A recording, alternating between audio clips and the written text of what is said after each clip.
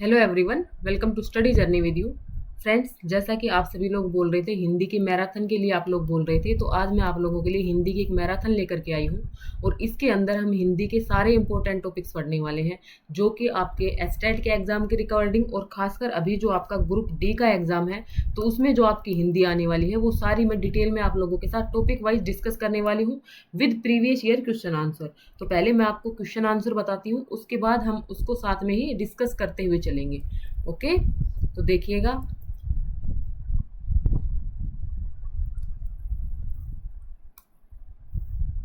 जो first question है हमारा, इसके अंदर जो फर्स्ट क्वेश्चन है, जो क्वेश्चन नंबर 87 है, ये सारे प्रीवियस ईयर आए हुए हैं।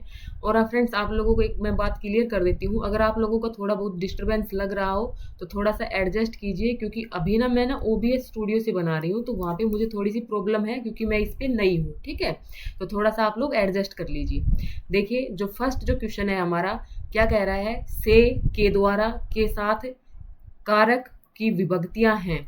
तो ये आपसे पूछ रहा है कौन सा टॉपिक आ गया, ये हमारे पास कारक वाला टॉपिक आ गया। ठीक है, तो किस जो क्या पूछ रहा है कि ये जो से है, के द्वारा है, ये किसकी विभक्तियां चिन्ह होती हैं। तो ये किसकी विभक्ति चिन्ह है, करण कारक जो हमारा होता है उसकी है। कर्ता का क्या होता है, कर्ता का ने, कर्म को के करण, से के द्वारा और अपादान से जुदाई, ऐसा ही कुछ होता है ना। तो देखिए, जो कारक वाला टॉपिक है वो मैं आपको डिटेल में पढ़ाऊंगी। पहले ये 4-5 क्वेश्चन है, इनको देख लीजिए। ठीक है, तो फर्स्ट का आंसर क्या हो जाएगा, सी हो जाएगा। से और के द्वारा है, वो किसके विभक्ति चिन्ह है, जो हमारा करण कारक है उसके विभक्ति चिन्ह है। Okay, clear. नेक्स्ट देखिए 88 नंबर क्वेश्चन। हिंदी में मूल धातु में प्रत्यय जोड़कर क्रिया बनाई जाती है। तो जैसे कि हमारे पास क्या होता है, लिख क्या होती है, हमारी मूल धातु होती है, लेकिन जब हम इसके अंदर प्रत्यय जोड़ देते हैं, प्रत्यय कहाँ जुड़ते हैं, लास्ट में जुड़ते हैं।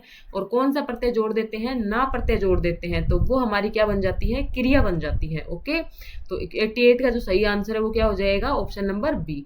ओके, नेक्स्ट देखिए, पढ़ना क्रियापद है, इसका भाववाचक संज्ञा रूप क्या होगा। जो पढ़ना क्रिया है उसका भाववाचक संज्ञा रूप आपसे पूछा गया है। तो यहाँ पे देखो, पढ़ धातु थी, पढ़ धातु के साथ क्या लगा दिया, ना प्रत्यय लगा दिया, तो वो क्या बन गया, हमारा क्रिया बन गया। पढ़ना, पढ़ना क्या बन गया, हमारा क्रिया बन गया। और वहां से हमें क्या बनानी है, भाववाचक संज्ञा बनानी है। तो भाववाचक संज्ञा पढ़ना से क्या बन जाएगा, पढ़ाई। Okay, clear. संज्ञा वाला टॉपिक भी आपको पढ़ाऊंगी मैं। नेक्स्ट जो 90 नंबर क्वेश्चन है वो है हमारा, शब्द के जिस रूप से एक अथवा एक से अधिक होने का बोध होता है उसको क्या कहते हैं। एक से अधिक होने का जिसमें बोध होता है तो उसको क्या कहते हैं, वचन कहते हैं। वचन के अंदर हम क्या पढ़ते हैं भाई, एक वचन और बहुवचन दो ही पढ़ते हैं हिंदी के अंदर। एक वचन में एक होने का बोध होता है और बहुवचन में एक से ज्यादा होने का बोध होता है, तो वो हमारे क्या कहलाते हैं, वचन कहलाते हैं। काल क्या होता है, जिससे समय का बोध होता है कि भाई अभी जो बात है अभी चल रही है, वर्तमान काल होता है। जो बीत गया है वो हमारा भूतकाल होता है, और जो आगे आएगा वो हमारा भविष्य काल होता है। क्रिया क्या होती है, किसी काम के करने या होने को क्या कहते हैं, क्रिया कहते हैं। क्रिया दो प्रकार की होती है, अकर्मक क्रिया और सकर्मक क्रिया। बाद में हम उनके और भी प्रकार पढ़ते हैं, जैसे पूर्ण प्रेरणार्थक क्रिया, पूर्णकालिक क्रिया। वो सभी कंसेप्ट आपको मैं इस वीडियो में क्लियर करवा दूंगी, बस आपको इस वीडियो में कंटिन्यू बने रहना है और थोड़ा सा मुझे सपोर्ट करना है। ओके, तो नेक्स्ट देखिए फ्रेंड्स, जब हम इस पे आगे चलते हैं तो मैंने आप लोगों के लिए जो कारक वाला टॉपिक है उसका कंसेप्ट आप लोगों के साथ क्लियर किया है। सबसे पहले तो जो कारक होते हैं वो होते क्या हैं, कारक क्या होते हैं, संज्ञा या स्वरनाम के जिस रूप का संबंध वाक्य के किसी दूसरे शब्द के साथ प्रकाशित होता है उसे क्या कहते हैं, कारक कहते हैं। जैसे कि कारक कितने होते हैं, 8 होते हैं। 8 कारक कौन कौन से होते हैं, कर्ता, ने। तो विभक्ति चिन्ह आपको याद रखने हैं, कर्ता का विभक्ति चिन्ह क्या है, ने है। ओके, कर्म को करण से, या फिर आपको क्या मिलेगा, द्वारा। तो ये क्या होता है, यही क्वेश्चन हमसे पूछा गया था, करण वाला ही, संप्रदान के लिए। तो इसको इस प्रकार से आप लोगों को याद करना है। ठीक है, कर्ता ने कर्म को करण से, संप्रदान के लिए, अपादान से जुदाई, और अधिकरण संबंध काके की अधिकरण में पर संबोधन हे अरे। तो ये जो आपको कारक चिन्ह है ये याद रखने हैं, क्योंकि आगे भी इसी प्रकार के क्वेश्चन आपको देखने को मिलने वाले हैं। नेक्स्ट देखिए फ्रेंड्स, जब हम आगे चलते हैं तो हमारा जो नेक्स्ट क्वेश्चन है आप लोगों को दिखाई दे रहा होगा, क्वेश्चन नंबर 87। सकाम का विलोम शब्द क्या है। अब देखिए आपको क्या दिखाई दे रहा है, सकाम। सकाम का मतलब क्या होता है, काम सहित।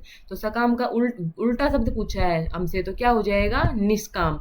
जबकि निस्वार्थ किसका होगा, स्वार्थ का होगा विलोम शब्द। और विकास का क्या हो जाएगा, उन्नति अवनति होता है ना, तो इस प्रकार से विकास का भी क्या हो जाएगा, नष्ट होना हो जाएगा। नेक्स्ट है 88 नंबर क्वेश्चन, समान अर्थ रखने वाले शब्दों को क्या कहते हैं। तो फ्रेंड्स जिनके समान अर्थ होते हैं तो उसको क्या कहते हैं, पर्यायवाची शब्द कहते हैं। जैसे कि हमारे पास क्या होता है, जल। जल का पर्यायवाची नीर। नीर का पर्यायवाची पानी। तो ये सभी क्या है, इन सभी के एक ही अर्थ होते हैं, तो ये क्या होते हैं, हमारे पर्यायवाची शब्द होते हैं। ओके। तत्सम शब्द कौन से होते हैं, जो हमारे संस्कृत के समान होते हैं वो हमारे तत्सम शब्द होते हैं। तद्भव जो उनसे उत्पन्न हुए हैं उनको तद्भव शब्द कहते हैं। ओके। तो नेक्स्ट देखिए 89 नंबर क्वेश्चन, भवन शब्द का बहुवचन रूप क्या है। तो भवन शब्द का जो बहुवचन रूप है वो आप लोगों को क्या देखने को मिलेगा, भवन का बहुवचन रूप क्या होता है, भवन ही होता है। ओके। नेक्स्ट क्वेश्चन है 90 नंबर क्वेश्चन, वर्णों के व्यवस्थित समूह को क्या कहते हैं। वर्णों के व्यवस्थित समूह को क्या कहते हैं भाई, वर्णमाला कहते हैं। जो वर्ण होते हैं उनके व्यवस्थित समूह को, उनके एक क्रम को क्या बोलते हैं, वर्णमाला बोलते हैं। ओके। नेक्स्ट देखिए क्वेश्चन नंबर 90 हो गया। अब देखिए आगे आपको वचन क्या होते हैं, वचन को डिटेल से पढ़िएगा, क्योंकि वचन वाला टॉपिक आपके ग्रुप डी के एग्जाम में विशेषकर दिया गया है, तो यहाँ से क्वेश्चन आने के चांसेस बन जाते हैं। तो वचन जो होता है फ्रेंड्स, मैंने आपको बता दिया कि वचन होता क्या है। सबसे पहले तो हमारा जो भी संज्ञा का जो भी रूप होता है उसके एक वचन या फिर उसके ज्यादा होने, उसका एक होने या अधिक होने का जो बोध करवाते हैं उनको क्या कहते हैं, वचन कहते हैं। संख्या का बोध करवाते हैं। एक वचन किसके लिए आएगा, एक होने के लिए, और बहुवचन किसके लिए आएगा, एक से अधिक होने के लिए। ओके। जैसे कि बहन से क्या बनाते हैं, बहने। एक ही मात्रा जोड़ करके क्या बना देते हैं, बहुवचन बना देते हैं। कपड़ा, कपड़े। रात, रातें। कलम, कलमें। पुस्तक, पुस्तकें। तो ये सब तो आप कर लोगे, बच्चों वाले क्वेश्चन है ना। नेक्स्ट देखिएगा। नेक्स्ट जब हम आगे चलते हैं तो ये तो आप बना लोगे। उसके बाद जैसे देखिए, क्योंकि इससे आगे ना आपसे क्वेश्चन मैंने जो प्रीवियस ईयर देखे हैं तो वहाँ पे क्वेश्चन बने हैं इस तरह का क्वेश्चन। देखो जैसे कि आपको छात्र मिल जाए तो छात्र का जो आपसे बहुवचन पूछा जाए तो वो क्या होता है, छात्रगण होता है। जो सीईटी प्री का जो एग्जाम हुआ था ना, सीईटी ग्रुप सी का, तो उसमें शायद ये क्वेश्चन आया भी था कि जो छात्र है उसका जो सही बहुवचन है वो क्या होगा। तो क्या होता है, छात्रगण होता है। ओके। गुरु का गुरुजन होता है। शिक्षक का शिक्षक वृंद बोलते हैं, या शिक्षक गण भी बोल देंगे। आपका आप लोग। अधिकारी अधिकारी वर्ग। इसी प्रकार से आप लोगों के सामने एक युवा शब्द आएगा तो युवा का भी इसी प्रकार से होता है, युवा वर्ग। तो ये आपको ध्यान रखना है, बाकी तो आप बना लोगे। अब कुछ ऐसे शब्द होते हैं जो सदैव क्या होते हैं, एक वचन होते हैं। जैसे कि आकाश, पानी, वर्षा, जनता, प्रजा, सत्य। ये सभी क्या है, हमेशा एक वचन में रहते हैं, तो ये भी आपको ध्यान रखने हैं। ओके। नेक्स्ट देखिए। नेक्स्ट जो हमारे सामने आ जाता है, जैसे कि आगे आ जाता है, किसी को शिष्टता से बोलना होता है तो हम क्या लगाते हैं भाई, आपके दर्शन दुर्लभ है, मेरे पिताजी आए हैं। तो ये क्या आपको क्या दिखा रहे हैं कि भाई हम उनको क्या कर रहे हैं, आदर कर रहे हैं। ये शिष्टता को शो करते हैं, अपने से बड़ों के लिए हम लगाते हैं इनको। ओके। तो इसको भी थोड़ा सा देख लेना। उसके बाद हमारा नेक्स्ट आ जाता है, द्रव्यवाचक, भाववाचक तथा व्यक्तिवाचक संज्ञाएं सदैव एक वचन में प्रयोग होती हैं। तो ये जो हमारी संज्ञाएं हैं ये सदैव एक वचन में आती हैं। जैसे कि क्या बोल दिया मैंने, चीनी बहुत महंगी है। तो अब चीनी क्या होती है, द्रव्यवाचक संज्ञा है, तो वो किस में आती है, हमेशा एक वचन में आती है। ओके। पाप से घृणा करो, पापी से नहीं। तो पाप क्या है, एक यहाँ पे भाववाचक संज्ञा है। संज्ञा कितनी, किसी शब्द के नाम का जो बोध करवाते हैं उनको क्या कहते हैं, संज्ञा कहते हैं। संज्ञा कितने प्रकार की होती है, मेनली 3 प्रकार की होती है, व्यक्तिवाचक, जातिवाचक, भाववाचक। आगे आप लोगों को इनको डिटेल में पढ़ाने वाली हूँ मैं, ठीक है। तो नेक्स्ट देखिए, अब किसी का नाम होता है यानी व्यक्तिवाचक संज्ञा होती है, तो भी वो भी कैसे आती है, जब भाई एक नाम है वो व्यक्तिवाचक संज्ञा है तो किस में आएगी, वो भी हमारी एक वचन में आती है। ओके। नेक्स्ट देखिए, यहाँ से हमारा नेक्स्ट टॉपिक बन जाता है वर्ण वाला टॉपिक। देखिए ये आपके लिए इम्पोर्टेंट है, क्योंकि अभी वर्णमाला का क्वेश्चन हम लोगों के सामने आया था, वर्णमाला का क्वेश्चन। तो वर्ण वाला टॉपिक आप लोगों को पढ़ना जरूरी हो जाता है। तो वर्ण सबसे पहले तो आपका पता होना चाहिए कि जो वर्ण होते हैं वो क्या होते हैं। तो भाषा की वह छोटी से छोटी इकाई जिसके टुकड़े नहीं किए जा सकते उसको क्या कहते हैं, वर्ण कहते हैं। आप लोगों को क्लियर है। और हाँ, अगर आप लोगों को ये सारे टॉपिक अगर डिटेल में पढ़ने हैं तो आप लोग डिस्क्रिप्शन बॉक्स में जाइएगा, वहाँ पे मैंने प्लेलिस्ट का लिंक जो है वो शेयर कर दिया है।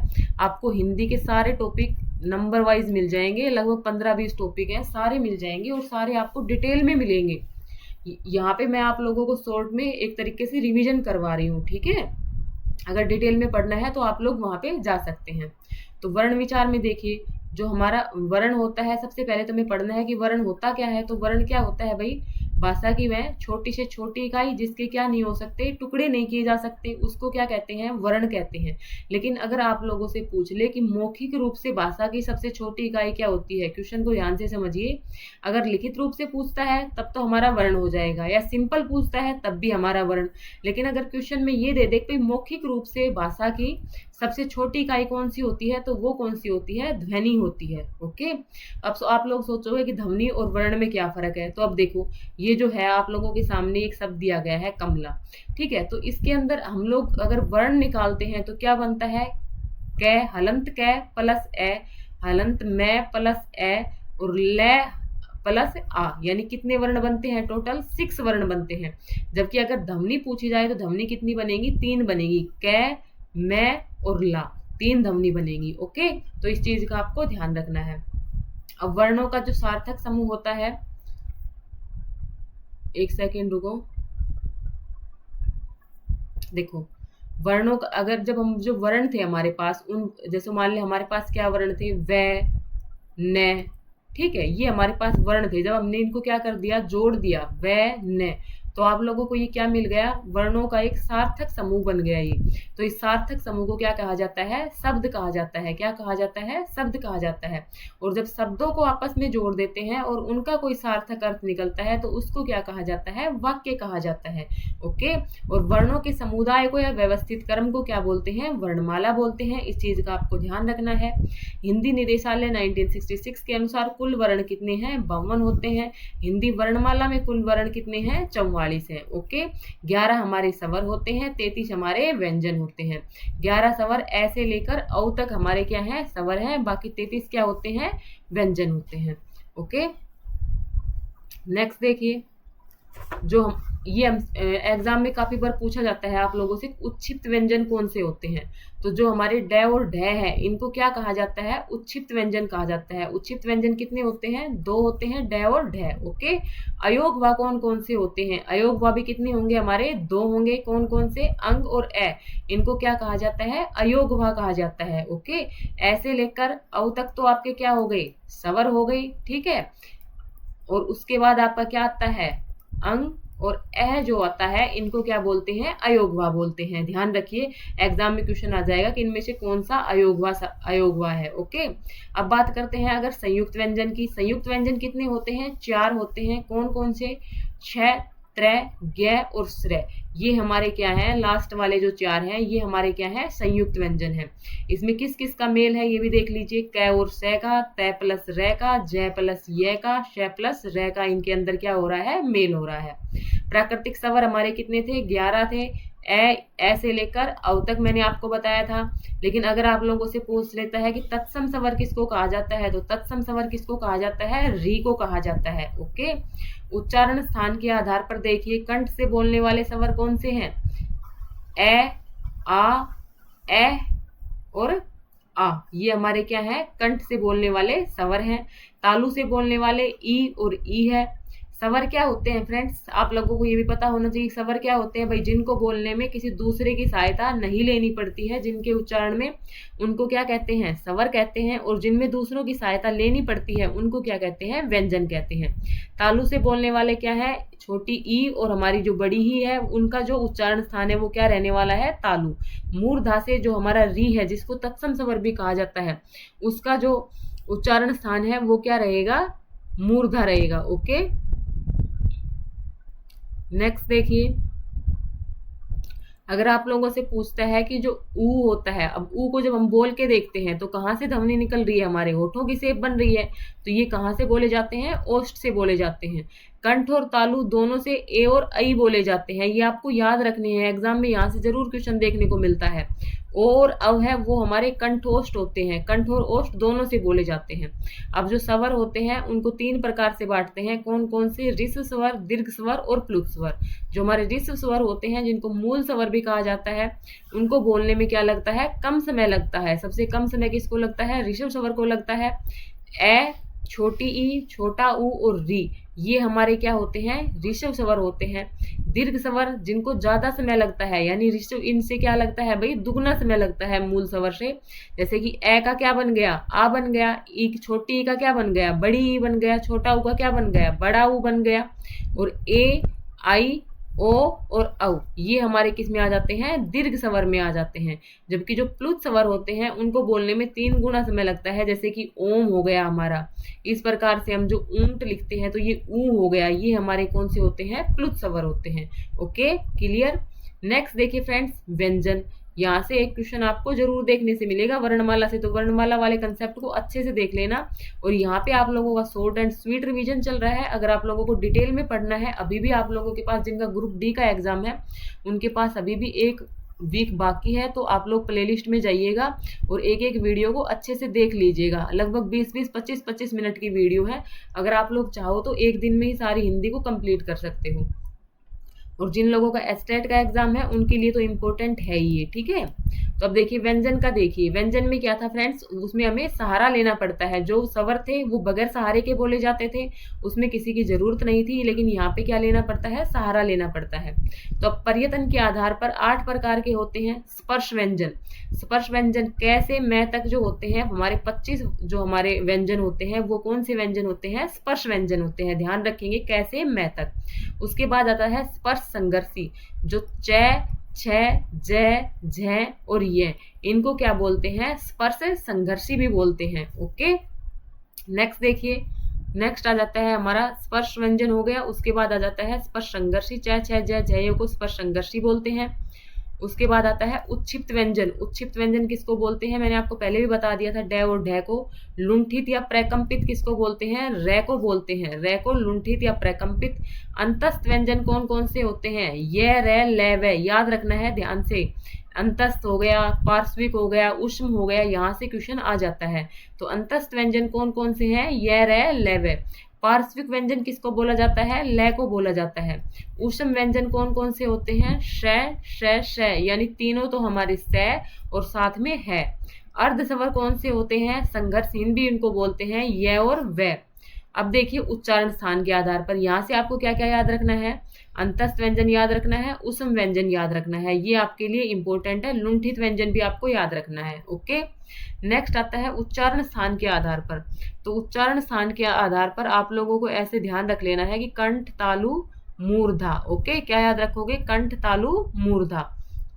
एक सेकंड रुको, कंठ, तालु, मूर्धा, दंत, ओष्ठ, इस प्रकार से याद कर लो। और फिर यहाँ से कैसे याद करोगे, कचट, तप, कैसे याद करोगे, कचट, तप। और वहां पे मैंने स्वर को इतने डिटेल में इसलिए नहीं करवाया था क्योंकि स्वर यहाँ पे भी है हमारे, देखो यहाँ पे लिखे हुए हैं ना, तो स्वर यहाँ पे भी साथ में चल रहे हैं। ओके, तो कंठ, तालु, मूर्धा आप लोग यहाँ से याद कर लो। कचट, तप, यानी जो कै वर्ग होगा, कै, ख, ग, घ, ग, ये सब किस में आएंगे, कंठ से बोले जाते हैं। तालु, बाकी आप इनको जब उच्चारण करके देखोगे तब भी आप इनको सही बना लोगे। जो च, छ, ज ये हैं, ये हमारे तालु से बोले जाते हैं। ट, ठ, ड ये मूर्धा होते हैं। दंत से त, थ, द, इसमें किसका यूज हो रहा है, दांतों का यूज हो रहा है। होठ से प, फ, ब, भ, में, जो प वर्ग है वो किससे बोला जाता है, ओष्ठ से बोला जाता है। कंठ, तालु, मूर्धा, दंतोष्ठ, ऐसे याद रखो। और यहाँ से ऐसे याद रखो, कचट, तप। ओके, उसके साथ में है जो है वो कंठ से, य और स ये तालु से, र और श ये मूर्धा से, ल और स ये कहाँ से, दंत से। और जो हमारे ऊ हैं वो हमारे ओष्ठ से बोले जाते हैं। ओके, इसका आपको ध्यान रखना है। अब आ जाते हैं आपके सामने दंतोष्ठ। दंतोष्ठ में क्या आ जाएगा, वैव आ जाएगा। नासिक्य, ये जरूरी है आप लोगों के लिए। सभी वर्गों का जो पंचम वर्ण है उसको क्या कहते हैं, नासिक्य कहते हैं। क, ख, ग जो आता है ना, ग, ये अणे, ने, में जो लास्ट में आते हैं, जो पांचवें वर्ण होते हैं, वो कहाँ से बोले जाते हैं? नासिक या नाक से बोले जाते हैं। वो तो उनको क्या कहते हैं? नासिक के व्यंजन कहते हैं। ओके। कंठ और तालु दोनों से कौन से स्वर बोले जाएंगे? ए और ऐ में किसका यूज होता है? कंठ और तालु दोनों का यूज होता है। ओके, क्लियर है यहाँ तक? अगर आप लोगों को वीडियो अच्छी लग रही है तो आपको एक ही काम करना है, वीडियो को लाइक करना है, और जो भी आपके दोस्त एग्जाम देने वाले हैं उन सभी के साथ इसको क्या करना है? शेयर करना है। आपके क्वेश्चन जो प्रीवियस ईयर क्वेश्चन है उनके साथ साथ सारे जो भी टॉपिक है वो भी आप लोगों के यहीं पर कवर हो जाएंगे। ओके, नेक्स्ट देखिए, अब आता है हमारे पास संयुक्त व्यंजन। संयुक्त व्यंजन कौन कौन से होते हैं? बता दिया था ये भी मैंने आपको पहले, है ना, अक्षत्र, गैस, जो लास्ट वाले थे, नासिक के भी बता दिया है। ओके, अब देखो ये वाला इंपॉर्टेंट पोर्शन आ जाता है, अल्पप्राण, महाप्राण, सघोष, अघोष। अगर अंतस्थ उष्म उनसे क्वेश्चन नहीं बना तो आप लोगों का जो क्वेश्चन है वो कहाँ से बनता है? अल्पप्राण और महाप्राण से बनता है। ओके, अल्पप्राण कौन से होते हैं? जिनको बोलने में हमें कम वायु खर्च करनी पड़े, ठीक है, तो वो होते हैं अल्पप्राण। और जहाँ पे वायु श्वास ज्यादा खर्च हो वो हमारे होते हैं महाप्राण। हमें ये डेफिनेशन याद नहीं रखनी, हमें ये याद रखना है कि कौन से अल्पप्राण हैं और कौन से महाप्राण होते हैं। अल्पप्राण टोटल कितने होंगे? 30 होंगे, जबकि जो महाप्राण है वो टोटल कितने होंगे? 14 होंगे। ठीक है, ये आपको याद रखना है। अल्पप्राण कौन कौन से होते हैं? देखो, सभी वर्गों का पहला, तीसरा, पांचवा। अल्प, अल्प का मतलब 1 3 5, 1 3 5 ऐसे याद कर लो। अल्प में क्या करना है हमें? 1 3 5 करना है। अल्प में क्या करना है? 1 3 5। अब इस 1 3 5 को समझो कैसे होगा। क्या होता है आपके सामने? कै, खे, गे, घे, गे, इसी प्रकार होता है ना, च, छ, ज, झ, य। तो अब देखो 1 3 5 यानी कै, 1 3 और 5, 1 3 और 5, ये हमारे कौन से हैं? अल्प प्राण है। जो भी हमारे वर्ग बनेंगे, इस पांचों जो वर्ग बनेंगे उसके अंदर जो पहला है यानी कै, गे, गे, च, ज, ये हमारे क्या आते हैं? अल्प प्राण में आते हैं। आपको वर्ग तो याद होंगे ही, 1 3 5 आपने याद कर लिया, ठीक है। और टोटल ये, फिर उसके बाद क्या आ जाते हैं? ये, रे, लेवे, और उसके बाद हमारे टोटल 19, टोटल कितने हो गए? ये 30 हो गए। ठीक है, तो इस प्रकार से आपको इनको याद रखना है। जो महाप्राण होते हैं उसमें सभी वर्गों का दूसरा और चौथा, यानी दूसरा नंबर पे कौन था?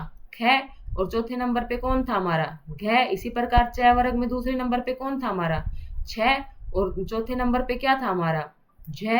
तो ये किस में आते हैं? महाप्राण में आते हैं। ये किस में आते हैं? महाप्राण में आते हैं। अल्पप्राण और महाप्राण अच्छे से याद रखने हैं। तो 5 दूनी 10 तो यहाँ से हो जाएंगे ये, ठीक है। साथ में श, श और है, ये कितने हो गए? टोटल 4 ये हो गए। तो 10 और 4 14 ये हो गए। जबकि जो हमारे अल्पप्राण थे वो हमारे कितने थे? 30 थे। वो 30 कैसे थे भाई? 5 तो हमारे वर्ग आए, कै, ख, गए, तो कैच है टे, ते, पे का जो वर्ग आया था उसमें से 5 तो वर्ग थे, तो 5 में से 3 निकाल दिए, कितने बन गए? 15 बन गए। 15 के बाद 4 हमारे ये थे, 19 बन गए। और 11 हमारे स्वर होते हैं, वो भी किस में आते हैं? अल्पप्राण में आते हैं। तो ये टोटल कितने हो गए थे? अल्पप्राण हमारे पास 30 हो गए थे। ओके, याद रह जाएगा यहाँ से। अब देखिए जो सघोष और अघोष आते हैं उनको देखिए, क्योंकि वहां अगर यहाँ से क्वेश्चन नहीं बना तो वहां से क्वेश्चन पूछेगा। देखो, स्वर यंत्रियों में कंपन या गूंज के आधार पर कितने होते हैं? सघोष और अघोष 2 प्रकार से बांटे गए हैं। जो सघोष है उसको घोष भी कहा जाता है और अघोष है, ठीक है। सघोष हमारे कितने होते हैं? 20 होते हैं, जबकि अघोष हमारे कितने होते हैं? 13 होते हैं। वो देखो किस प्रकार से बांट रखा है यहाँ पे। अब वहां पे तो क्या किया था हमने? अल्प प्राण कैसे याद रखा था? 1 3 5 से। यहाँ पे कैसे याद रखेंगे? 3 4 5 से। लास्ट के शुरू वाले जो 2 हैं वो तो क्या हो जाएंगे? अघोष। सभी वर्गों के शुरू के 2, सभी वर्गों के शुरू के 2 तो क्या है? अघोष है। और लास्ट के 3 क्या है? सघोष है। सघोष मतलब जहाँ पे भाई कंपन क्या होगा? ज्यादा होगा। ज्यादा होगा तो यानी बाद वाले, इस प्रकार से याद कर लेना, जो बाद में आ रहे हैं, तीसरा, चौथा, पांचवा। यानी हमारे पास मान लो जो कै वर्ग था, तो कै वर्ग में क्या क्या थे? कै, ख, ग, घ, इसी प्रकार थे ना। तो ये वाले जो तीनों हैं ये क्या हो जाएंगे? हमारे घोष हो जाएंगे, ठीक है। जबकि ये जो आगे वाले 2 हैं ये हमारे क्या हो जाएंगे? अघोष हो जाएंगे। साथ में जो तीनों स हैं वो भी हमारे क्या होंगे? अघोष होंगे। जो तीनों स हैं वो भी हमारे क्या होंगे? अघोष होंगे। और यह, र, ल, व और है साथ में, ये हमारे क्या हो जाएंगे?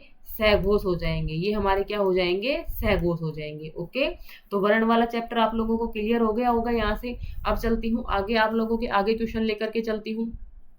देखिए देखिए नेक्स्ट क्वेश्चन है, पुरुषवाचक सर्वनाम के कुल कितने भेद हैं। किसकी बात कर रहा है, पुरुषवाचक सर्वनाम की। अब सबसे पहले हमें पता होना चाहिए कि सर्वनाम होते क्या है। तो सर्वनाम क्या होते हैं फ्रेंड्स, जो शब्द संज्ञा के स्थान पर प्रयुक्त किए जाते हैं उनको क्या कहते हैं, सर्वनाम कहते हैं। सर्वनाम कितने प्रकार के होते हैं आपके पास, 6 प्रकार के होते हैं ना। कौन कौन से होते हैं वो भी बताऊंगी आपको। साथ में आपसे पूछा गया कि पुरुषवाचक सर्वनाम कौन सा होता है। तो पुरुषवाचक सर्वनाम कौन सा होता है, जिससे हमें वक्ता का पता लगता है, बोलने वाला, सुनने वाला, है ना। तो ये जो थे, जो कितने प्रकार के बताए थे मैंने आपको, इंग्लिश में बता रखे हैं, 3 प्रकार के होते हैं। फर्स्ट पर्सन, सेकंड पर्सन और थर्ड पर्सन, 3 प्रकार के होते हैं। तो पुरुषवाचक सर्वनाम कितने प्रकार के होते हैं, 3 प्रकार के होते हैं। ओके, नेक्स्ट है संयुक्त क्रिया किसे कहते हैं। तो क्रिया वाला टॉपिक भी आपको पढ़ाना पड़ेगा, क्योंकि क्रिया वाले से भी क्वेश्चन पूछा जा सकता है। तो क्रिया क्या होती है, किसी काम के करने या होने के बोध को क्रिया कहते हैं।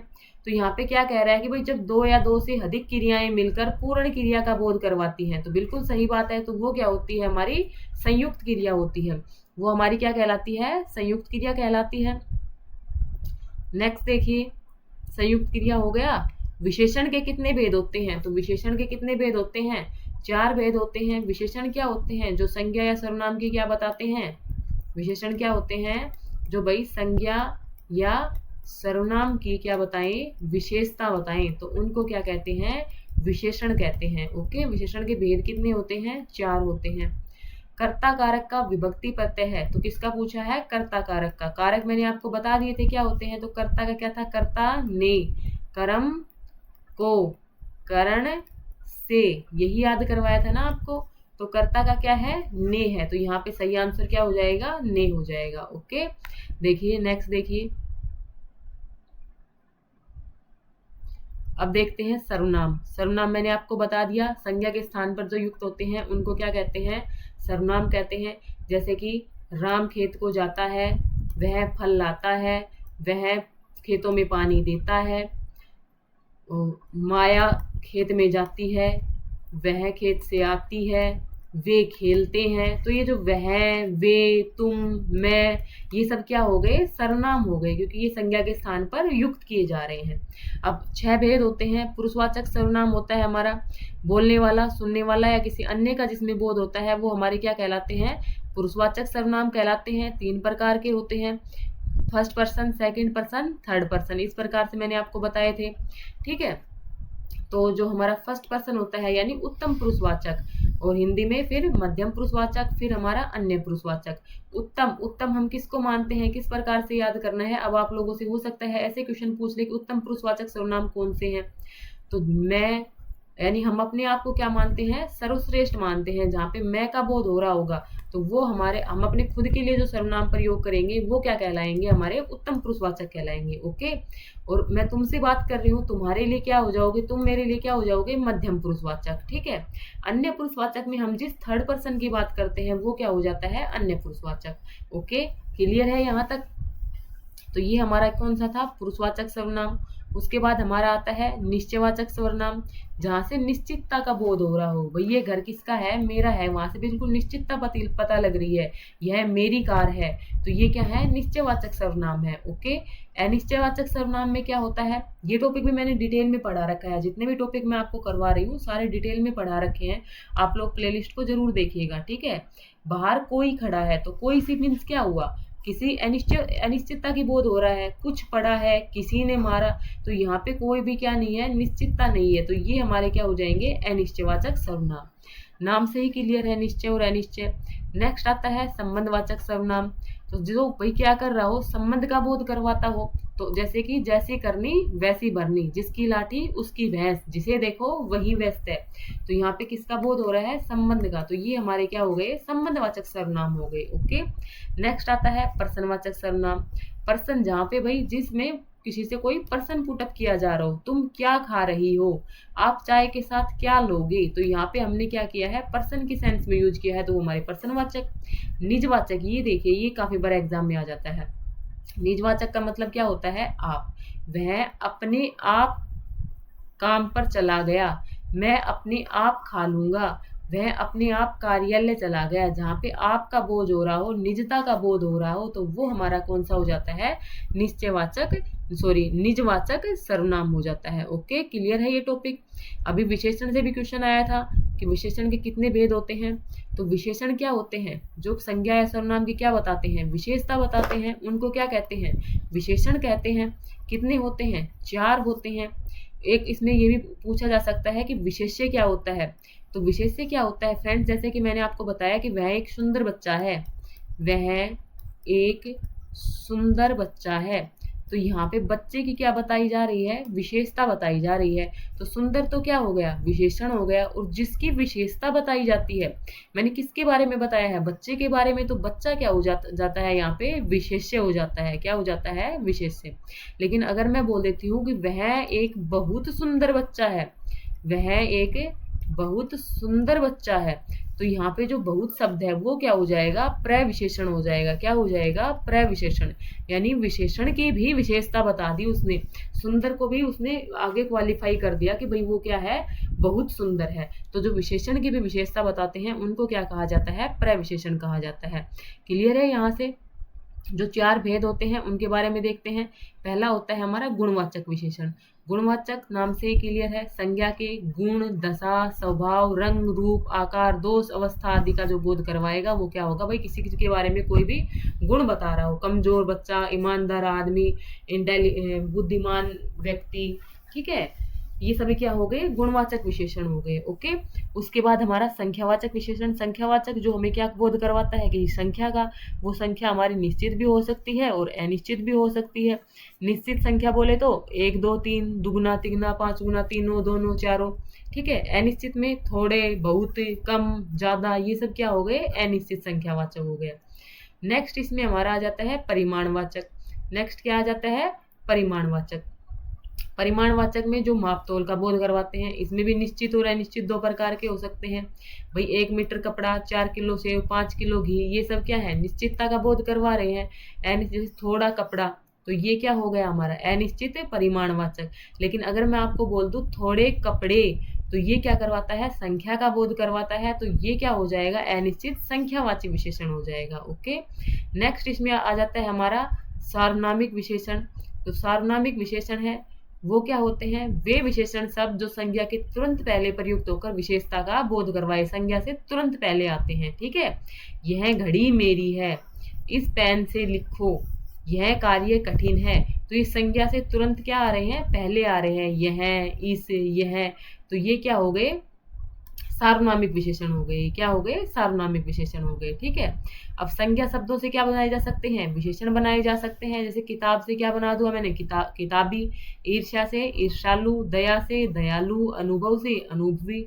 सर्वनाम से भी बना सकते हैं, यह से ऐसा, वह से वैसा, जो से जैसा, आप से आपसा। ठीक है, तो ये क्या बन गए, यहाँ पे विशेषण बन गए। क्रिया, क्रिया से भी विशेषण बनाए जा सकते हैं। जैसे कि पढ़ना क्या हो गई, क्रिया हो गई, काम है, और विशेषण बनाएंगे तो पढ़ाकू। झगड़ना से झगड़ालू, ठीक है। कमाना से कमाऊ। अव्यय से, जैसे कि अव्यय क्या होते हैं, बाहर, भीतर, पीछे, आगे, ये सब क्या है, अव्यय है। इससे जब विशेषण बनाते हैं तो बाहर का भारी, भीतर का भीतरी, ये क्या बन गए, विशेषण बन गए। क्वेश्चन आप लोगों से इस प्रकार से भी आ सकता है कि संज्ञा से बना विशेषण नहीं है। अब भाई घुमक्कड़ है, ये किससे बना है, घूमना से। अड़ियल किससे बना है, अड़ना से। सड़ियल किससे बना है, सड़ना से। तो ईर्ष्यावान जो है वो संज्ञा से बना विशेषण है। ओके, तो ये क्या है, संज्ञा से बने विशेषण नहीं है। ओके। नेक्स्ट देखिए, नेक्स्ट हमारे पास आ जाता है क्रिया से बना विशेषण नहीं है। तो पढ़ना से पढ़ाकू बन गया, घूमना से घुमक्कड़, मरना से मरियल, जबकि चुनाव जो है वो क्रिया से बना विशेषण नहीं है। ओके। वह नौकर नहीं आया, ये किस प्रकार का विशेषण है, ये आपको बताना है। अर्चना अत्यंत सुंदर है, अत्यंत क्या है यहाँ पे, प्रविशेषण है ना, ये भी बताइएगा। वह पत्थर गोल है, ये कौन सा विशेषण है, आप लोग कमेंट कीजिएगा, कौन सा विशेषण हो जाएगा, गुणवाचक विशेषण। ओके। नेक्स्ट देखिए फ्रेंड्स, नेक्स्ट हमारे पास क्या आ जाता है, 87 नंबर क्वेश्चन। तो मैं आपको जो HSSC प्रीवियस ईयर करवा रही हूँ ना, उसमें शायद मैं आपको 2 सेट करवा चुकी अब तक। तो ये नेक्स्ट जो 3 नंबर वाला सेट है, इसको देखिएगा क्या कह रहा है यहाँ पे क्वेश्चन में। एक सेकंड रुको। युवा शब्द का बहुवचन रूप, तो मैंने आपको पहले बताया था युवा शब्द का बहुवचन रूप क्या हो जाएगा, युवा वर्ग। आय का विलोम, आय मतलब क्या होता है भाई, कमाई, व्यय मतलब खर्च, तो आय का विलोम क्या हो जाएगा, व्यय। ओके, नेक्स्ट देखिए, आंख का तारा, आंख का तारा मतलब बहुत प्यारा, आंखों का तारा होना, बहुत प्यारा होना। ओके, नेक्स्ट ये यहाँ पे देखिए एक क्वेश्चन और रह गया, वह शब्द, ऐसे शब्द जिनमें से एक ही शब्द का दो बार प्रयोग हुआ है, तो वो क्या हो जाएंगे, पुनरुक्त शब्द। जिनका दो बार प्रयोग हुआ है एक ही शब्द, वो क्या हो जाएंगे, हमारे पुनरुक्त शब्द। ओके, तत्सम शब्द कौन से होते हैं, जो संस्कृत के समान हो, तत्सम शब्द ऐसे के ऐसे यूं कि यूं प्रयुक्त हो रहे हों। ठीक है, संधि क्या होती है, दो वर्णों के मेल से विकार से उत्पन्न होने वाले परिवर्तन को ही क्या कहते हैं, संधि कहते हैं, संधि कहते हैं। जैसे कि हम क्या बनाते हैं, हिम प्लस आल्य क्या बन जाता है हमारा, हिमालय। संधि वाला टॉपिक भी आपको पढ़ाऊंगी, उसमें दीर्घ संधि, गुण संधि आपको किस प्रकार से पहचाननी है। ओके, अब ये क्वेश्चन देखो, मैंने अभी बताया था, जो टॉपिक आपको करवा दिए ना, अगर उन टॉपिक से क्वेश्चन बने तो इस वीडियो से बाहर आपको क्वेश्चन नहीं जाएंगे। ये पूछ रखी है, जो ये हमारे पंचम वर्ण है, ये क्या कहलाते हैं, नासिक्य कहलाते हैं। क्या, कौन से व्यंजन कहलाते हैं, नासिक्य व्यंजन कहलाते हैं। ऑप्शन में देखिए, ऑप्शन में क्या है, ऑप्शन में आप लोगों को दिया गया है कि उनको क्या बताते हैं, नासिक्य बोलते हैं। ओके, अल्पप्राण महाप्राण भी आपको बता दिया। नेक्स्ट इसके अंदर जो नेक्स्ट क्वेश्चन है वो देखिए, आंखों का तारा बहुत प्यारा। नेक्स्ट 88 नंबर क्वेश्चन, वाक्य के सभी अंगों को अलग अलग करके लिखना। भाई वाक्य के जो सभी अंग हैं उनको क्या करना, अलग अलग करके लिखना, क्या कहलाएगा, वाक्य विश्लेषण कहलाएगा। तो हमें वाक्य वाला टॉपिक भी पढ़ना है, टेंशन मत लो, यहीं पे आपको करवाऊंगी। ठीक है, नेक्स्ट है, छात्र प्रतिदिन पढ़ते हैं, यह वाक्य क्रिया विशेषण के किस भेद का उदाहरण है। तो छात्र क्या करते हैं भाई, प्रतिदिन पढ़ते हैं, तो ये किसका उदाहरण है, कालवाचक, क्योंकि समय का बोध करवा रहा है। ठीक है, तो ये क्या हो जाएगा, कालवाचक क्रिया विशेषण हो जाएगा। ओके, तो क्रिया विशेषण वाला टॉपिक भी पढ़ना है। हरा विशेषण शब्द है, इससे भाववाचक संज्ञा का रूप बनाइए, तो हरा से क्या बन जाएगा, हरा से हरियाली बन जाएगा। ओके, नेक्स्ट देखिए, अब देखिए क्रिया विशेषण क्या होते हैं। क्रिया विशेषण का टॉपिक आया है तो क्रिया विशेषण को पढ़ते हुए चलेंगे। क्रिया विशेषण क्या होता है भाई, हमारे पास दो शब्द होते थे, एक कौन से थे, विकारी शब्द, और एक हमारे क्या थे, अविकारी शब्द, अवयव जिनको बोलते थे। तो क्रिया विशेषण किसका टाइप है, अवयव का टाइप है। ठीक है, वे अवयव शब्द जो किसी क्रिया के पूर्व प्रयुक्त होकर विशेषता का बोध करवाते हैं उनको क्या कहते हैं, क्रिया विशेषण कहते हैं। यानी क्रिया की विशेषता बताने वाले को क्या कहते हैं, क्रिया विशेषण कहते हैं। मैं अभी अभी आया हूँ, तो आने की क्या बता रहा है, यहाँ पे विशेषता बता रहा है, तो ये क्या है, क्रिया विशेषण है। वह बहुत पहले ही चला गया, तो चला गया कि क्या बता रहा है, विशेषता, बहुत पहले, तो ये क्या हो गया हमारा, क्रिया विशेषण। बच्चा बाहर खेल रहा है, खेलने की क्या बता रहा है, बाहर विशेषता बता रहा है कि बाहर खेल रहा है, तो ये हमारा क्या हो गया, क्रिया विशेषण। अब जो क्रिया विशेषण होते हैं उसके चार उपभेद होते हैं, कौन कौन से, कालवाचक क्रिया विशेषण, स्थानवाचक क्रिया विशेषण, परिमाणवाचक क्रिया विशेषण और रीतिवाचक क्रिया विशेषण। ओके, तो इन चारों को अच्छे से मैं आपको बताती हूँ कि आपको किस प्रकार से पहचानना है। कि जैसे कि अभी जो क्वेश्चन गया उसमें हमारा जो आंसर था वो क्या बना था, कालवाचक क्रिया विशेषण बना था। तो वो कालवाचक क्रिया विशेषण हमारा क्यों आया था। ठीक है, देखिए, जहाँ पे क्रिया के घटित होने के समय का बोध होता हो तो वो हमारा क्या होता है, कालवाचक क्रिया विशेषण होता है। और वहां पे आपको क्या निकालना है कि भाई कब, क्या पूछना है कि कब। भाई मनोज प्रातः काल घूमने जाता है, तो मनोज कब घूमने जाता है, जब जहां से आपको कब का आंसर मिल जाएगा तो वो हमारा क्या हो जाएगा, कालवाचक क्रिया विशेषण। जैसे कि कविता शाम को पढ़ती है, तो कब पढ़ती है, कब का जहां से आंसर मिल रहा है वो हमारा क्या हो जाएगा, कालवाचक क्रिया विशेषण, कविता शाम को पढ़ती है। रीता अभी अभी आई है, तो कब आई है, अभी अभी आई है, तो ये हमारा क्या हो गया, कालवाचक क्रिया विशेषण। ओके, निकाल लोगे जहां पे आपको कब का आंसर मिल जाए। नेक्स्ट है अब हमारा स्थानवाचक, जो क्रिया के घटित होने के स्थान का बोध करवाए। टॉमी कुत्ता बाहर घूम रहा है, बाहर घूम रहा है, यहाँ पे देखो तो ये कहाँ घूम रहा है, किस, जहां से किसका बोध हो रहा हो, हमें कहाँ का, किसका बोध हो जाए, कहाँ का पता लग जाए। टीमा बिल्ली अंदर बैठी है, कहाँ बैठी है, अंदर बैठी है। छोटा बच्चा ऊपर खेल रहा है, कहाँ खेल रहा है, ऊपर। राजेश सामने बैठा है, कहाँ बैठा है, सामने। जहां से आपको कहाँ का आंसर मिल जाएगा वो हमारे क्या हो जाएंगे, स्थानवाचक क्रिया विशेषण। नेक्स्ट देखिए जो परिमाणवाचक क्रिया विशेषण है, तो जहां से आपको परिमाण का बोध हो जाए, जहां से आपको कितना का पता लग जाए, मात्रा का पता लग जाए, छोटा बच्चा थोड़ा खाता है तो छोटा छोटा बच्चा कितना खाता है, जहां से आपको कितना का आंसर का पता लग जाएगा, वो हमारा क्या हो जाएगा, परिमाणवाचक क्रिया विशेषण। भाई का मित्र बहुत खाता है, तो बहुत यानी कितना खाता है भाई का मित्र, बहुत, तो ये हमारा क्या हो गया, परिमाणवाचक क्रिया विशेषण। ओके, नेक्स्ट आता है रीतिवाचक क्रिया विशेषण। रीतिवाचक में हमें तरीके का पता लगता है, किसका पता लगता है, तरीके का, कोई काम हो रहा है वो कैसे हो रहा है, किस तरीके से हो रहा है, तो वो हमारा क्या हो जाता है, रीतिवाचक क्रिया विशेषण हो जाता है। अमित धीरे धीरे लिखता है, अमित कैसे लिखता है, धीरे धीरे लिखता है, तो धीरे धीरे क्या है यहाँ पे हमारा रीतिवाचक क्रिया विशेषण है। ओके, वह अचानक चला गया, वह कैसे चला गया, अचानक चला गया, तो अचानक क्या है यहाँ पे, तरीका बता रहा है। मैं सहसा आ गया था, सहसा क्या है यहाँ पे, तरीका बता रहा है, तो ये क्या हो गया, जहाँ पे तरीका बताया जाएगा, कैसे का आंसर आपको मिल जाएगा, तो वो हमारा क्या हो जाएगा, रीतिवाचक क्रिया विशेषण। ओके, समझ में आ गया। अब आगे चलते हैं, नेक्स्ट देखिए क्वेश्चन नंबर 87। भाषा की सबसे छोटी इकाई क्या होती है, तो ये मैंने आपको बता दिया, भाषा की सबसे छोटी इकाई क्या होती है, वर्ण होती है। ओके, नेक्स्ट देखिए, मान्यवर, सादर, प्रणाम, आपका, आज्ञाकारी आदि का प्रयोग को लिखते समय प्रयोग में आता है। एक सेकंड, ये क्या हो गया, हम नहीं चल रहे। ओके, तो मान्यवर, सादर, प्रणाम, आपका, आज्ञाकारी हम कहा किसके लिए लगाते हैं, बड़ों के लिए लगाते हैं। ओके, चार घोड़े दौड़ रहे हैं, यह वाक्य विश्लेषण के किस भेद का उदाहरण है, तो चार घोड़े दौड़ रहे हैं, कितने घोड़े दौड़ रहे हैं भाई, चार, तो क्या क्या बता रहा है यहाँ पे, संख्या बताई जा रही है, तो ये क्या हो जाएगा, संख्यावाचक। ओके, बाहर कोई खड़ा है, कौन खड़ा है, कोई, हमें नहीं पता कौन खड़ा है, कोई खड़ा है, तो ये क्या हो जाएगा, सर्वनाम का कौन सा भेद हो जाएगा, अनिश्चितवाचक, कौन सा हो जाएगा, अनिश्चितवाचक। ठीक है, नेक्स्ट क्वेश्चन देखिए, दुर्गम शब्द का मतलब है, दुर्गम, दुर्गम क्या होता है भाई, जहाँ पे जाना क्या हो, कठिन हो, जहाँ पहुंचना कठिन हो। क्रिया के मूल रूप को क्या कहते हैं, धातु कहते हैं, क्रिया के मूल रूप को क्या कहते हैं, धातु, और धातु के अंदर ना प्रत्यय जोड़कर क्या बनाई जाती है, क्रिया बनाई जाती है।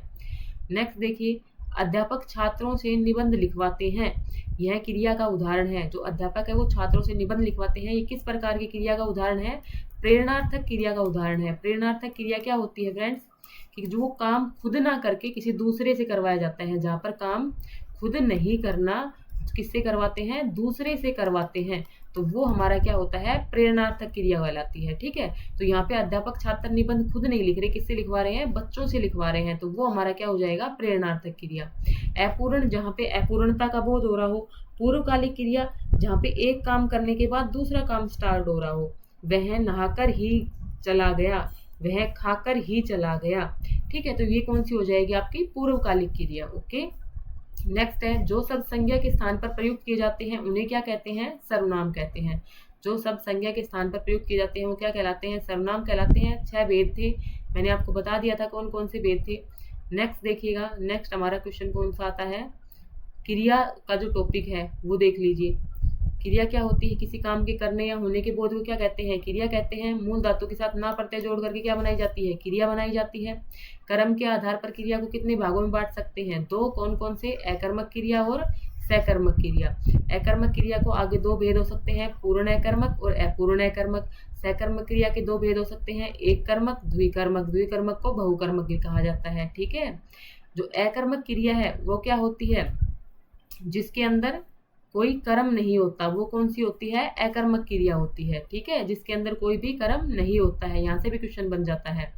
इसको पहचानने का जो नियम है वो क्या हो जाएगा, कौन एंड क्या का आंसर मिलेगा आपको, किसका आंसर मिलेगा, कौन एंड क्या का आंसर कैसा मिलेगा, सेम मिलेगा। आप जब उसमें इस क्वेश्चन में से कौन एंड क्या का आंसर निकालोगे तो सेम मिलता है, वो हमारी कौन सी होती है, अकर्मक क्रिया होती है। लेकिन जब कौन एंड क्या का आंसर क्या मिले, डिफरेंट मिले, अलग अलग मिले, तो वो हमारी कौन सी क्रिया होती है, सकर्मक क्रिया होती है। कौन सी क्रिया होती है, सकर्मक क्रिया होती है। ओके, जैसे कि सीमा दौड़ती है, बच्चा रोता है, हरीश बैठा है, तो देखो सीमा दौड़ती है, कौन दौड़ती है, सीमा, क्या दौड़ती है, सीमा, कौन रोता है, बच्चा, क्या रोता है, बच्चा, कौन बैठा है, हरीश, कौन क्या रोता है, हरीश रोता है, हरीश बैठा है।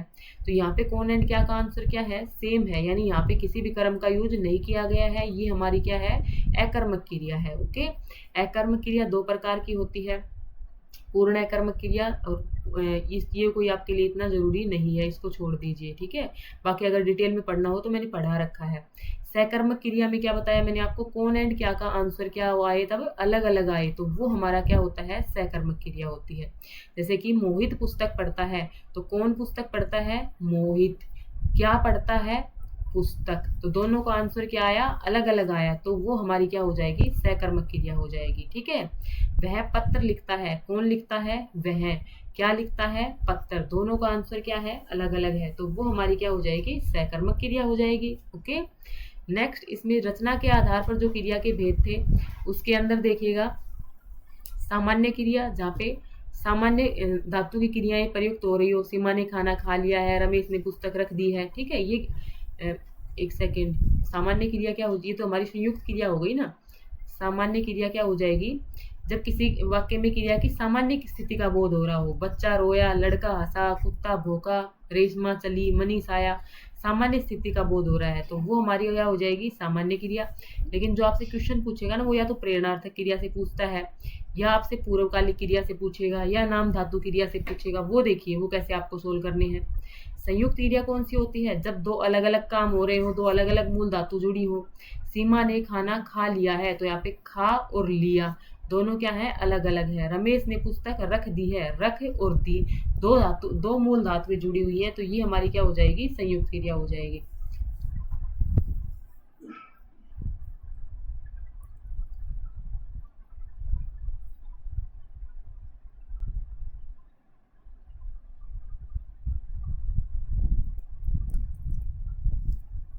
तो ये जो हमारी हम क्या पढ़ रहे थे, संयुक्त क्रिया पढ़ ली हमने। तो अभी जो हमारी पूर्वकालिक क्रिया थी, तो पूर्वकालिक क्रिया कौन सी होती है, अभी मैंने क्या बताया आपको कि एक काम करने के बाद तुरंत दूसरा काम हो रहा हो, ठीक है। जैसे सतीश खाना खाकर चला गया, बच्चा दूध पीकर सो गया, भाई पी भी लिया और सो भी गया, तो दो दो क्रियाएं हो रही है ना, एक करके दूसरी हो रही हो, वहां पे साथ में क्या दिखाई देता है आपको, कर या करके जुड़ा हुआ होता है, तो वो हमारी क्या होती है, पूर्वकालिक क्रिया होती है। नेक्स्ट आता है प्रेरणार्थक क्रिया, काम स्वयं ना करके दूसरे को प्रेरित करना काम करने के लिए। नितेश योगी से पत्र लिखवाता है, बच्चे अध्यापक से चित्र बनवाते हैं, रीमा सीमा से खाना पकवाती है, ये हमारे क्या होते हैं, प्रेरणार्थक क्रिया।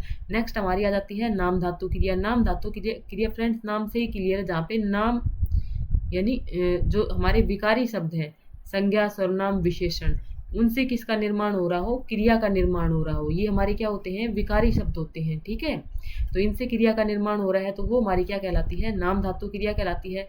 कृदंत क्रिया क्या होती है, कृदंत क्रिया की मूल धातु के साथ प्रत्यय का प्रयोग किया जाता है और उनसे बनने वाली क्रिया क्या कहलाती है, कृदंत क्रिया कहलाती है। जैसे चल प्लस ता, चलता, चल प्लस ना, चलना, ये आपको जब प्रत्यय पढ़ेंगे ना तो वहां पे भी आएगा कृदंत प्रत्यय, तो वहां से और क्लियर हो जाएगा, ठीक है। क्लियर है यहाँ से। नेक्स्ट देखिए, नेक्स्ट हमारा कौन सा टॉपिक आ जाता है, नाम धातु क्रिया हो गई। नेक्स्ट क्वेश्चन आ जाते हैं, आम के आम गुठलियों के दाम, तो यानी क्या होना भाई, दोहरा लाभ होना। अपने शाब्दिक अर्थ से भिन्न किसी विशेष अर्थ को प्रकट करते हैं, यानी मुहावरे। जैसे कि अभी क्या आया, आम के आम गुठलियों के दाम, तो ना तो वहाँ पे आम थे, ना ही वहाँ पे क्या थी, गुठली थी, तो उसका जो मीनिंग था वो क्या निकल रहा था, कोई विशेष अर्थ निकल रहा था, तो वो हमारे क्या कहलाते हैं, मुहावरे कहलाते हैं। ओके, विशेष्य क्या होते हैं बता दिया मैंने आपको, भाई जिसकी विशेषता बताई जा रही है उसको क्या कहते हैं, विशेष्य कहते हैं, जिसके बारे में बताया जा रहा है। अलंकार जो अपने मतलब काव्य सौंदर्य को बढ़ाते हैं, आगे हम अलंकार को भी देखेंगे। नेक्स्ट इसमें जो हमारा 90 नंबर क्वेश्चन है, क्या कहता है, नेक्स्ट देखिए, सर्वनाम सर्वनाम शब्द संज्ञा शब्दों से पूर्व लगकर उनकी विशेषता प्रकट करते हैं, उन्हें क्या कहते हैं, सार्वनामिक विशेषण कहते हैं। कौन सी विशेषण कहते हैं, सार्वनामिक विशेषण कहते हैं।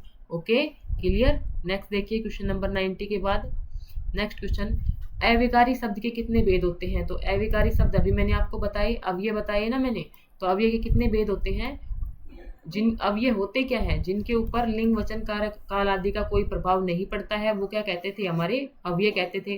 जैसे कि बाहर, किंतु, परंतु, ये सभी हमारे क्या थे, अव्यय थे।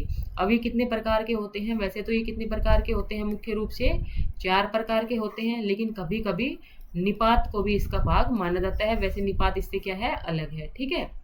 पुष्कर का तद्भव शब्द क्या होता है? पुष्कर का तद्भव शब्द है पोखर। क्रिया शब्द का विलोम शब्द क्या हो जाएगा? क्रिया का क्या हो जाएगा भाई? विक्रय हो जाएगा। ठीक है, जिन शब्दों का एक ही अर्थ होता है कहलाते हैं। तो जिन शब्दों का एक ही अर्थ होगा तो वो क्या कहलाएंगे? एकार्थी कहलाएंगे। ओके, नेक्स्ट देखिए क्वेश्चन नंबर 90। अब देखिए, अब ये क्या थे भाई? वे शब्द जिनके ऊपर लिंग वचन कारक आदि का कोई प्रभाव नहीं पड़ता क्या कहलाते हैं? अविकारी शब्द कहलाते हैं।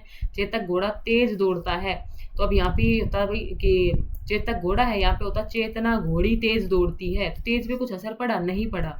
ठीक है, रमेश अभी अभी आया, सीता अभी अभी आई, तो अभी अभी क्या रहा? सेम रहा, उसके ऊपर लिंग वचन कारक आदि किसी का फर्क नहीं पड़ता। रमेश अभी अभी आया था, मैंने काल बदल दिया तब भी कोई फर्क नहीं पड़ा, तो वो हमारे क्या कहलाते हैं? अव्यय कहलाते हैं। ओके, अव्यय के कुल भेद पूछे तो 5 हो जाएंगे। अगर मुख्य रूप से पूछे जाते हैं तो कितने होते हैं? 4 होते हैं। वो हमें ऑप्शन देखने हैं। 4 हमारे कौन कौन से होंगे वो भी ध्यान रखिएगा।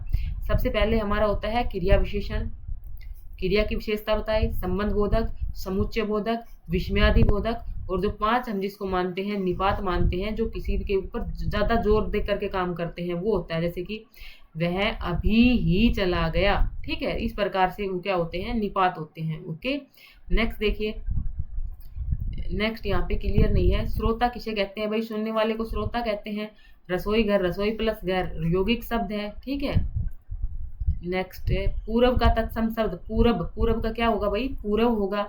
मन के विचारों को लिख कर प्रकट करना क्या कहलाएगा? कौन सा रूप होगा? भाषा का लिखित भाषा का रूप होगा। नेक्स्ट है राघव और माधव पढ़ते हैं। राघव और माधव, तो ये देखिए अब ये पूछा गया है कि इसमें कौन सा अवयव है। तो देखो जो ऑप्शन दे रखे हैं, ऑप्शन से क्लियर है भाई, नाम तो है नहीं, और का पूछा है। और क्या कर रहा है? जोड़ने का काम कर रहा है, और जोड़ने का काम कौन करता है? समुच्चय बोधक अवयव करता है। तो ऑप्शन नंबर ए क्या हो जाएगा? सही आंसर हो जाएगा। अगम्य शब्द का अर्थ क्या है? अगम्य, गम्य मतलब जाना, तो जहां तक पहुंचा न जा सके वो क्या होगा? अगम्य होगा। ओके, नेक्स्ट देखिए, प्रश्नवाचक वाक्यों को छोड़कर सभी प्रकार के वाक्यों के अंत में खालिस्तान का प्रयोग किया जाता है। तो अब जो प्रश्नवाचक वाक्य होते हैं, जैसे कि क्या तुमने खाना खा लिया है, तो वहां पे क्या लगाते हैं? हम प्रश्नवाचक चिन्ह लगाते हैं। बाकी अगर इनको छोड़ दें तो क्या लगाया जाता है? पूर्ण विराम लगाया जाता है। ओके, जिन व्यंजनों को बोलने में मुख से गर्म हवा निकलती है, गर्म हवा निकलती है, वो कौन से होते हैं? ऊष्म व्यंजन होते हैं। ओके, बताया था अभी आपको ऊष्म व्यंजन कौन से होते हैं। नेक्स्ट है खालिस्तान का प्रयोग भाषा में चमत्कार उत्पन्न करने के लिए। तो भाषा में चमत्कार उत्पन्न कौन करते हैं भाई? मुहावरे करते हैं, ना कि समास और विशेषण करते हैं। ओके, नेक्स्ट आता है 88 नंबर क्वेश्चन हमारा।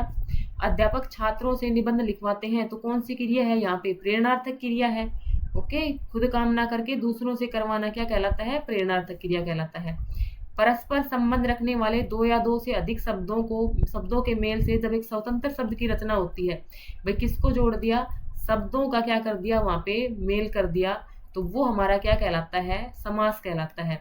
जहाँ पे जो संधि थी उसमें वर्णों का हो रहा था खेल सारा, और यहाँ पे किसका है? शब्दों का, तो वो क्या कहलाएगा? हमारा समास कहलाएगा। ओके, जहाँ किसी वस्तु या बात का बहुत बढ़ा चढ़ाकर वर्णन किया जाए। ठीक है, क्या करना? बहुत बढ़ा चढ़ाकर वर्णन करना क्या कहलाता है भाई? अतिशयोक्ति। क्या कहलाता है? अतिशयोक्ति। ओके, नेक्स्ट देखिए 90 क्वेश्चन हो गया। सर्वज्ञ का विलोम शब्द है। सर्वज्ञ का विलोम शब्द क्या है? अल्पज्ञ है। भाई सर्वज्ञ सब कुछ, अल्पज्ञ मतलब कम। ठीक है, हिंदी भाषा को 14 सितंबर को राजभाषा घोषित किया गया। हिंदी भाषा को राजभाषा कब घोषित किया गया? 1949 में। कब घोषित किया गया? 1949 में। ओके, हिंदी हमारी क्या है? राजभाषा है, भारत की कोई भी राष्ट्रीय भाषा नहीं है। ओके, कुसुम शब्द का पुष्प शब्द का पर्यायवाची, तो पुष्प का पर्यायवाची क्या होगा? कुसुम। रुपया पैसा में समास है, तो रुपया पैसा, जब आप लोगों को इस तरह का योजक चिन्ह बीच में मिल जाए ना, ये इस तरह का डैश, तो वहां पे आपको कौन सा ध्यान रखना है? कौन सा समास भर देना है? वहां पे द्वंद्व समास। ये आपको मैं पहचान बता रही हूँ। बहुव्रीहि में क्या होगा? बहुव्रीहि जो किसी दूसरे का बोध करवा रहा हो। ठीक है, जैसे कि क्या बोल देते हैं? लंबोदर। तो अब लंबोदर, लंबा है उधर जिसका, यानी लंबोदर किसका है? लंबा उधर गणेश जी का है, किसी और का बोध करवा रहा है, तो वहां पे हमारा बहुव्रीहि समास होता है। तत्पुरुष समास, जहाँ पे विभक्ति चिन्ह बीच में, कर्ता वाले काम हो रहे हो, बीच में कर्ता ने कर्म को कारक वाले काम हो रहे हो, उनका लोप हो रहा हो। ठीक है, तो वो हमारे तत्पुरुष। अब ये भाव समास, जहाँ पे आपको आगे क्या मिल जाए, उपसर्ग या अव्यय देखने को मिले, जैसे कि यथाशक्ति। ठीक है, तो वो क्या होंगे, हमारे अव्ययीभाव समास होंगे। आगे देखिए, द्वंद्व समास मैंने आपको बता ही दिया। तो अब देखिए, जो अलंकार था, अलंकार क्या होते हैं भाई, काव्य की शोभा बढ़ाते हैं अलंकार। जिस प्रकार से जो गहने होते हैं वो एक औरत की सुंदरता बढ़ाते हैं, उसी प्रकार जो काव्य होता है, जो कविताएं होती हैं, उनकी शोभा कौन बढ़ाते हैं, अलंकार बढ़ाते हैं।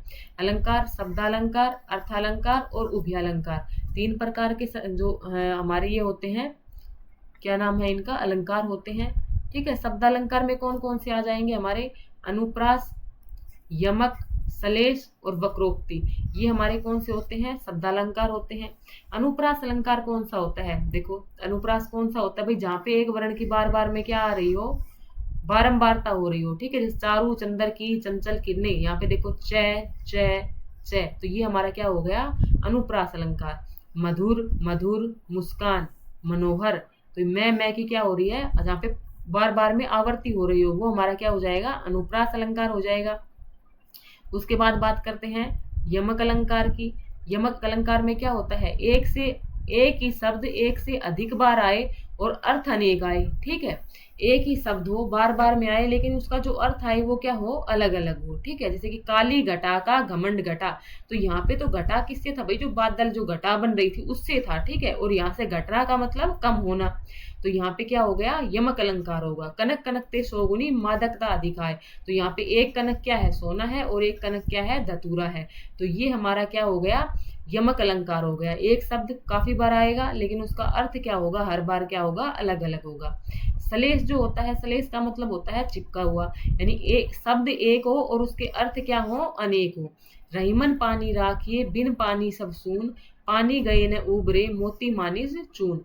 जहाँ पे भी पानी शब्द है, ये पानी को भी दिखा रहा है और विनम्रता को भी दिखा रहा है। शब्द एक है लेकिन अर्थ क्या है, उसके अलग अलग है, तो वो हमारा क्या कहलाता है, सलेश अलंकार कहलाता है। ओके, नेक्स्ट देखिए, अर्थालंकार में कौन कौन से आते हैं, उपमा, रूपक, उत्प्रेक्षा, विभावना व संदेह, ये क्या होते हैं हमारे अर्थालंकार होते हैं। उपमा क्या होता है भाई, जहाँ पे आपको किसी की क्या की जा रही हो, उपमा की जा रही हो, वहां पे एक क्या होगा, उपमेय होगा, और एक हमारा क्या होगा, उपमान होगा।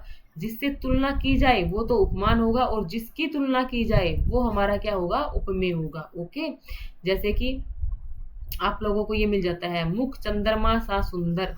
ठीक है, तो तुलना तो किसकी की जा रही है, मुख की जा रही है, तो ये तो हमारा क्या है, उपमेय है। और किससे की जा रही है, चंद्रमा से की जा रही है, ये हमारा क्या है, उपमान है।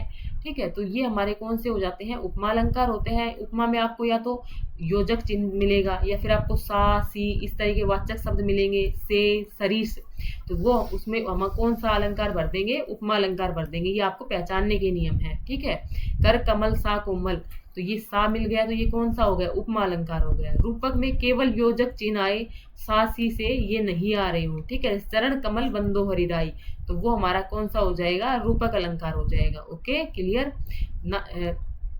नेक्स्ट है उत्प्रेक्षा। उत्प्रेक्षा वाले की पहचान कैसे करनी है आपको, मानो मनु जानो जनु ज्यो, तो ये आपको सब देखने को मिले तो उत्प्रेक्षा अलंकार हो जाएगा। अतिशयोक्ति, जहाँ पे बढ़ा चढ़ा के वर्णन किया जा रहा हो, आगे नदियां पड़ी अपार, घोड़ा कैसे उतरे पार, राणा ने सोचा इस पार, तब तक चेतक था उस पार, यानी जब तक सोचा तब तक चेतक वहां उधर पहुंच चुका था। तो यहाँ पे क्या हो रही है, अतिशयोक्ति हो रही है, जहाँ पे बढ़ा चढ़ा के वर्णन हो। ओके, उसके बाद आ जाता है मानवीकरण। तो मानवीकरण, एक सेकेंड, मानवीकरण जहाँ पे भाई प्राकृतिक चीजों में मानवीय भावनाओं का वर्णन हो रहा हो। फूल हंसे कलियां मुस्काई, तो फूल थोड़ी ना हंसते हैं, कलियां मुस्कुराती थोड़ी ना है, यानी जिसकी मानव के साथ क्या की जा रही हो, तुलना की जा रही हो निर्जीव वस्तुओं की, वो वहां पे हमारा कौन सा अलंकार भर देना है आपको, मानवीकरण अलंकार। Okay, clear. नेक्स्ट देखिए फ्रेंड्स, समास वाला टॉपिक आ जाता है। समास आपको बता दिया कि दो शब्दों का परस्पर मेल होगा, विभक्ति चिन्ह लोप हो जाएगा। ठीक है, विभक्ति चिन्ह आपको बता दिए कौन कौन से होते हैं। तो अब ये भाव समास में कौन सा पद प्रधान होता है, पहला पद प्रधान होता है। ठीक है, दूसरा पद प्रधान द्विगु और कर्मधारय समास में होता है, जिसमें दोनों प्रधान होते हैं वो हमारा द्वंद्व समास होता है। और जिसमें कोई हमारा तीसरा ही पद प्रधान हो वो हमारा कौन सा समास होता है, बहुव्रीहि समास होता है। 6 भेद होते हैं। अव्ययी भाव समास कौन सा होता है, पहला पद क्या होता है उसका, अव्यय होता है या उपसर्ग होता है। दूसरा पद संज्ञा या पूर्ण संपूर्ण पद होता है, जैसे कि यथाशक्ति, प्रतिदिन, भर पेट, दिनों दिन, हाथों हाथ, बातों बात, रातों रात। तो ये हमारे कौन से शब्द हो जाएंगे, अब ये भाव समास हो जाएंगे। ओके, अब आप लोगों को ये भी पता होना चाहिए कि उपसर्ग क्या होते हैं। तो उपसर्ग क्या होते हैं भाई, जो मूल शब्द के प्रारंभ में जुड़ के उसके अर्थ को परिवर्तित करते हैं उनको क्या कहते हैं, उपसर्ग कहते हैं। और जो लास्ट में जुड़ के अर्थ परिवर्तित करते हैं उनको क्या कहते हैं, प्रत्यय कहते हैं। ओके, जैसे कि हार का, हार के आगे हमें उप लगा दूं तो क्या बन जाता है, उपहार। सम लगा दूं तो क्या बन जाता है, संहार। और दोनों का अर्थ क्या हो गया, अलग अलग हो गया। ठीक है, और वैसे हार का मतलब क्या है, प्राज्य। तो इसमें कुछ तत्सम यानी संस्कृत भाषा के उपसर्ग होते हैं, जैसे कि अति, अधि, अनु, अप, अपि, अभि, औ, आ, प्र, प्रति, परा, परि, निर, निस, दुर, दुस, उद, उप, सु, सम, नि, वि। ये क्या है, तत्सम उपसर्ग बोलते हैं इनको, या संस्कृत भाषा के उपसर्ग बोलते हैं। आप लोगों से क्वेश्चन इस प्रकार बन जाएगा कि इनमें से कौन सा संस्कृत भाषा का उपसर्ग नहीं है या तत्सम भाषा का उपसर्ग नहीं है। जैसे कि दुर्गुण, उत्खनन, उपहार, सुखद, सुलभ, निगम, निदान, विभिन्न, विमुख, ये सब किसके उपसर्ग हैं, तत्सम भाषा के उपसर्ग इसमें लगे हुए हैं। ओके, तत्सम संस्कृत भाषा के। नेक्स्ट आ जाता है तद्भव, हिंदी भाषा के। तद्भव यानी संस्कृत से उत्पन्न हुआ, यानी क्या हुआ, संस्कृत से उत्पन्न हिंदी हुई है। ए, अध, अन, उ, औ, उन, नि, पर, बिन, भर, सम, दू, ती, चो, पच, ये के कौन से हैं, तद्भव उपसर्ग है ये। जैसे कि असत्य, अधमरा, दुनाली, दुगुना, तिगुना, पचपन, उखाड़ना, 29, ये हमारे क्या है, तद्भव हिंदी भाषा के उपसर्ग है। नेक्स्ट आता है विदेशी भाषा के उपसर्ग, जो कि मोस्टली किसको मिलेंगे, आपके उर्दू फारसी के शब्द मिलेंगे। बे, बा, बे, बिला, बद, खुश, ऐन, गोर, गैर, ये सब क्या है, हमारे उर्दू या फारसी भाषा के हैं। और डिटेल में मैंने वीडियो बनाई हुई है, तो आप लोग उसको भी देख सकते हैं, उपसर्ग की भी, प्रत्यय की भी, आपको वहां से काफी हेल्प होगी। जैसे कि दर बदर, लापरवाह, बेपरवाह, वाइस से, जैसे कि half mind, vice principal, general secretary, तो ये क्या है, अंग्रेजी भाषा के हैं। तो इनको भी क्या कहा जाता है, विदेशी भाषा के उपसर्ग, विदेशी उपसर्ग कहा जाता है। ओके, नेक्स्ट आता है द्विगु समास। द्विगु समास में क्या करना है आपको, दूसरा पद प्रधान। और वहां पे आपको फ्रेंड्स, यहाँ पे इस वीडियो को बनाने का मेरा मकसद आपको डिटेल में पढ़ाना नहीं है, आपको इस प्रकार से बता देना है कि अगर आप लोगों ने अभी तक भी हिंदी नहीं पढ़ी है, अगर आप लोग ये वीडियो देखते हो तो आप 10 में से 9 नंबर तो ला ही सकते हो, इतना तो मैं आपको करवा ही दूंगी। ठीक है, द्विगु में क्या होगा भाई, जो प्रथम पद है वो क्या देखना है आपको, संख्यावाची। संख्यावाची मिल जाए तो वो हमारा क्या हो गया, द्विगु समास हो गया। ठीक है, त्रिफला, 3 फलों का मिश्रण, एक अंकी, 1 अंक का नाटक। ओके, तत्पुरुष में क्या करना है, वहां पे आपको समास विग्रह करके देखना है, और वहां से विभक्ति चिन्ह का लोप हो रहा है तो वो हमारा क्या हो जाएगा, तत्पुरुष समास हो जाएगा। रेलगाड़ी, रेल के लिए गाड़ी, बैलगाड़ी, बैल के लिए गाड़ी, जीव दया, जीवों पर दया, जल मगन, जल में मगन, भयभीत, भय के लिए भीत, छात्रावास, छात्रों के लिए आवास। तो यहाँ पे क्या आ रहे हैं, बीच में क्या आ रहे हैं भाई, कारक चिन्ह आ रहे हैं, विभक्ति चिन्ह आ रहे हैं। तो ये हमारा कौन सा हो गया, तत्पुरुष समास हो गया, ये पहचान हो गई इसकी। कर्मधारय की, इस समास में विशेषण और विशेष्य, उपमान और उपमेय के अर्थ का बोध होता है। जैसे कि मंद बुद्धि, मंद है बुद्धि जिसकी, चंद्रमुखी, चंद्रमा के समान सुंदर मुख वाली। जहाँ पे की क्या की जा रही हो भाई, विशेषण विशेष्य आ रहे हो, वो हमारे क्या हो जाएंगे, कर्मधारय समास। पीला जर्द, नीला झक, लाल लाल, ये भी क्या होंगे, हमारे कर्मधारय समास होंगे। द्वंद्व समास आपको बताए, दोनों पद प्रधान होते हैं, सुख दुख, सुख या दुख। 55, 5 और 50, इस प्रकार के जो शब्द होंगे वो आपके कौन से हो जाएंगे, द्वंद्व समास। वहां पे आपको मोस्टली क्या मिलेगा, या तो सीधे ऐसे मिलेंगे या फिर आपको बीच में इस प्रकार से योजक चिन्ह मिलेगा, तो वो आपका क्या हो जाएगा, द्वंद्व समास हो जाएगा। ओके, बहुव्रीहि समास। बहुव्रीहि समास कौन सा होगा, या आप तोड़ोगे तो और का आभास करवाएंगे ये। ठीक है, बहुव्रीहि समास में अन्य पद प्रधान था, जैसे पीताम्बर, पीले हैं वस्त्र जिसके, यानी कृष्ण जी भगवान या फिर हमारे विष्णु भगवान। ओके, तो ये हमारा बहुव्रीहि समास हो जाएगा। नेक्स्ट क्वेश्चन देखिए, खालिस्तान का प्रयोग, एक सेकेंड, भाषा में चमत्कार उत्पन्न करने के लिए मुहावरे करवा दिया, ये भी करवा दिया, ये तो करवा दिया है ना, करवा दिया है ये देखिए, यह दोवा खालिस्तान अलंकार का है। रहीमन जो गति दीप की, कुल कपूत गति सोय, बारे उजियारो करे, बड़े अंधेरा होय। तो यहाँ पे कौन सा अलंकार है हमारा, श्लेष अलंकार है। कौन सा अलंकार है, श्लेष अलंकार है। ओके, नेक्स्ट है हमारा जिस समस्त पद का उत्तर पद प्रधान होता है, जिसका कौन सा पद प्रधान हो भाई, उत्तर पद प्रधान हो, तो वो हमारा कौन सा होता है, तत्पुरुष समास होता है। ओके, जिस समास का उत्तर पद प्रधान होता है। तो इस वाले क्वेश्चन में एक बार देखना, तत्पुरुष वाले में कौन सा पद प्रधान था, तत्पुरुष वाले में अभी मैंने आपको बताया था।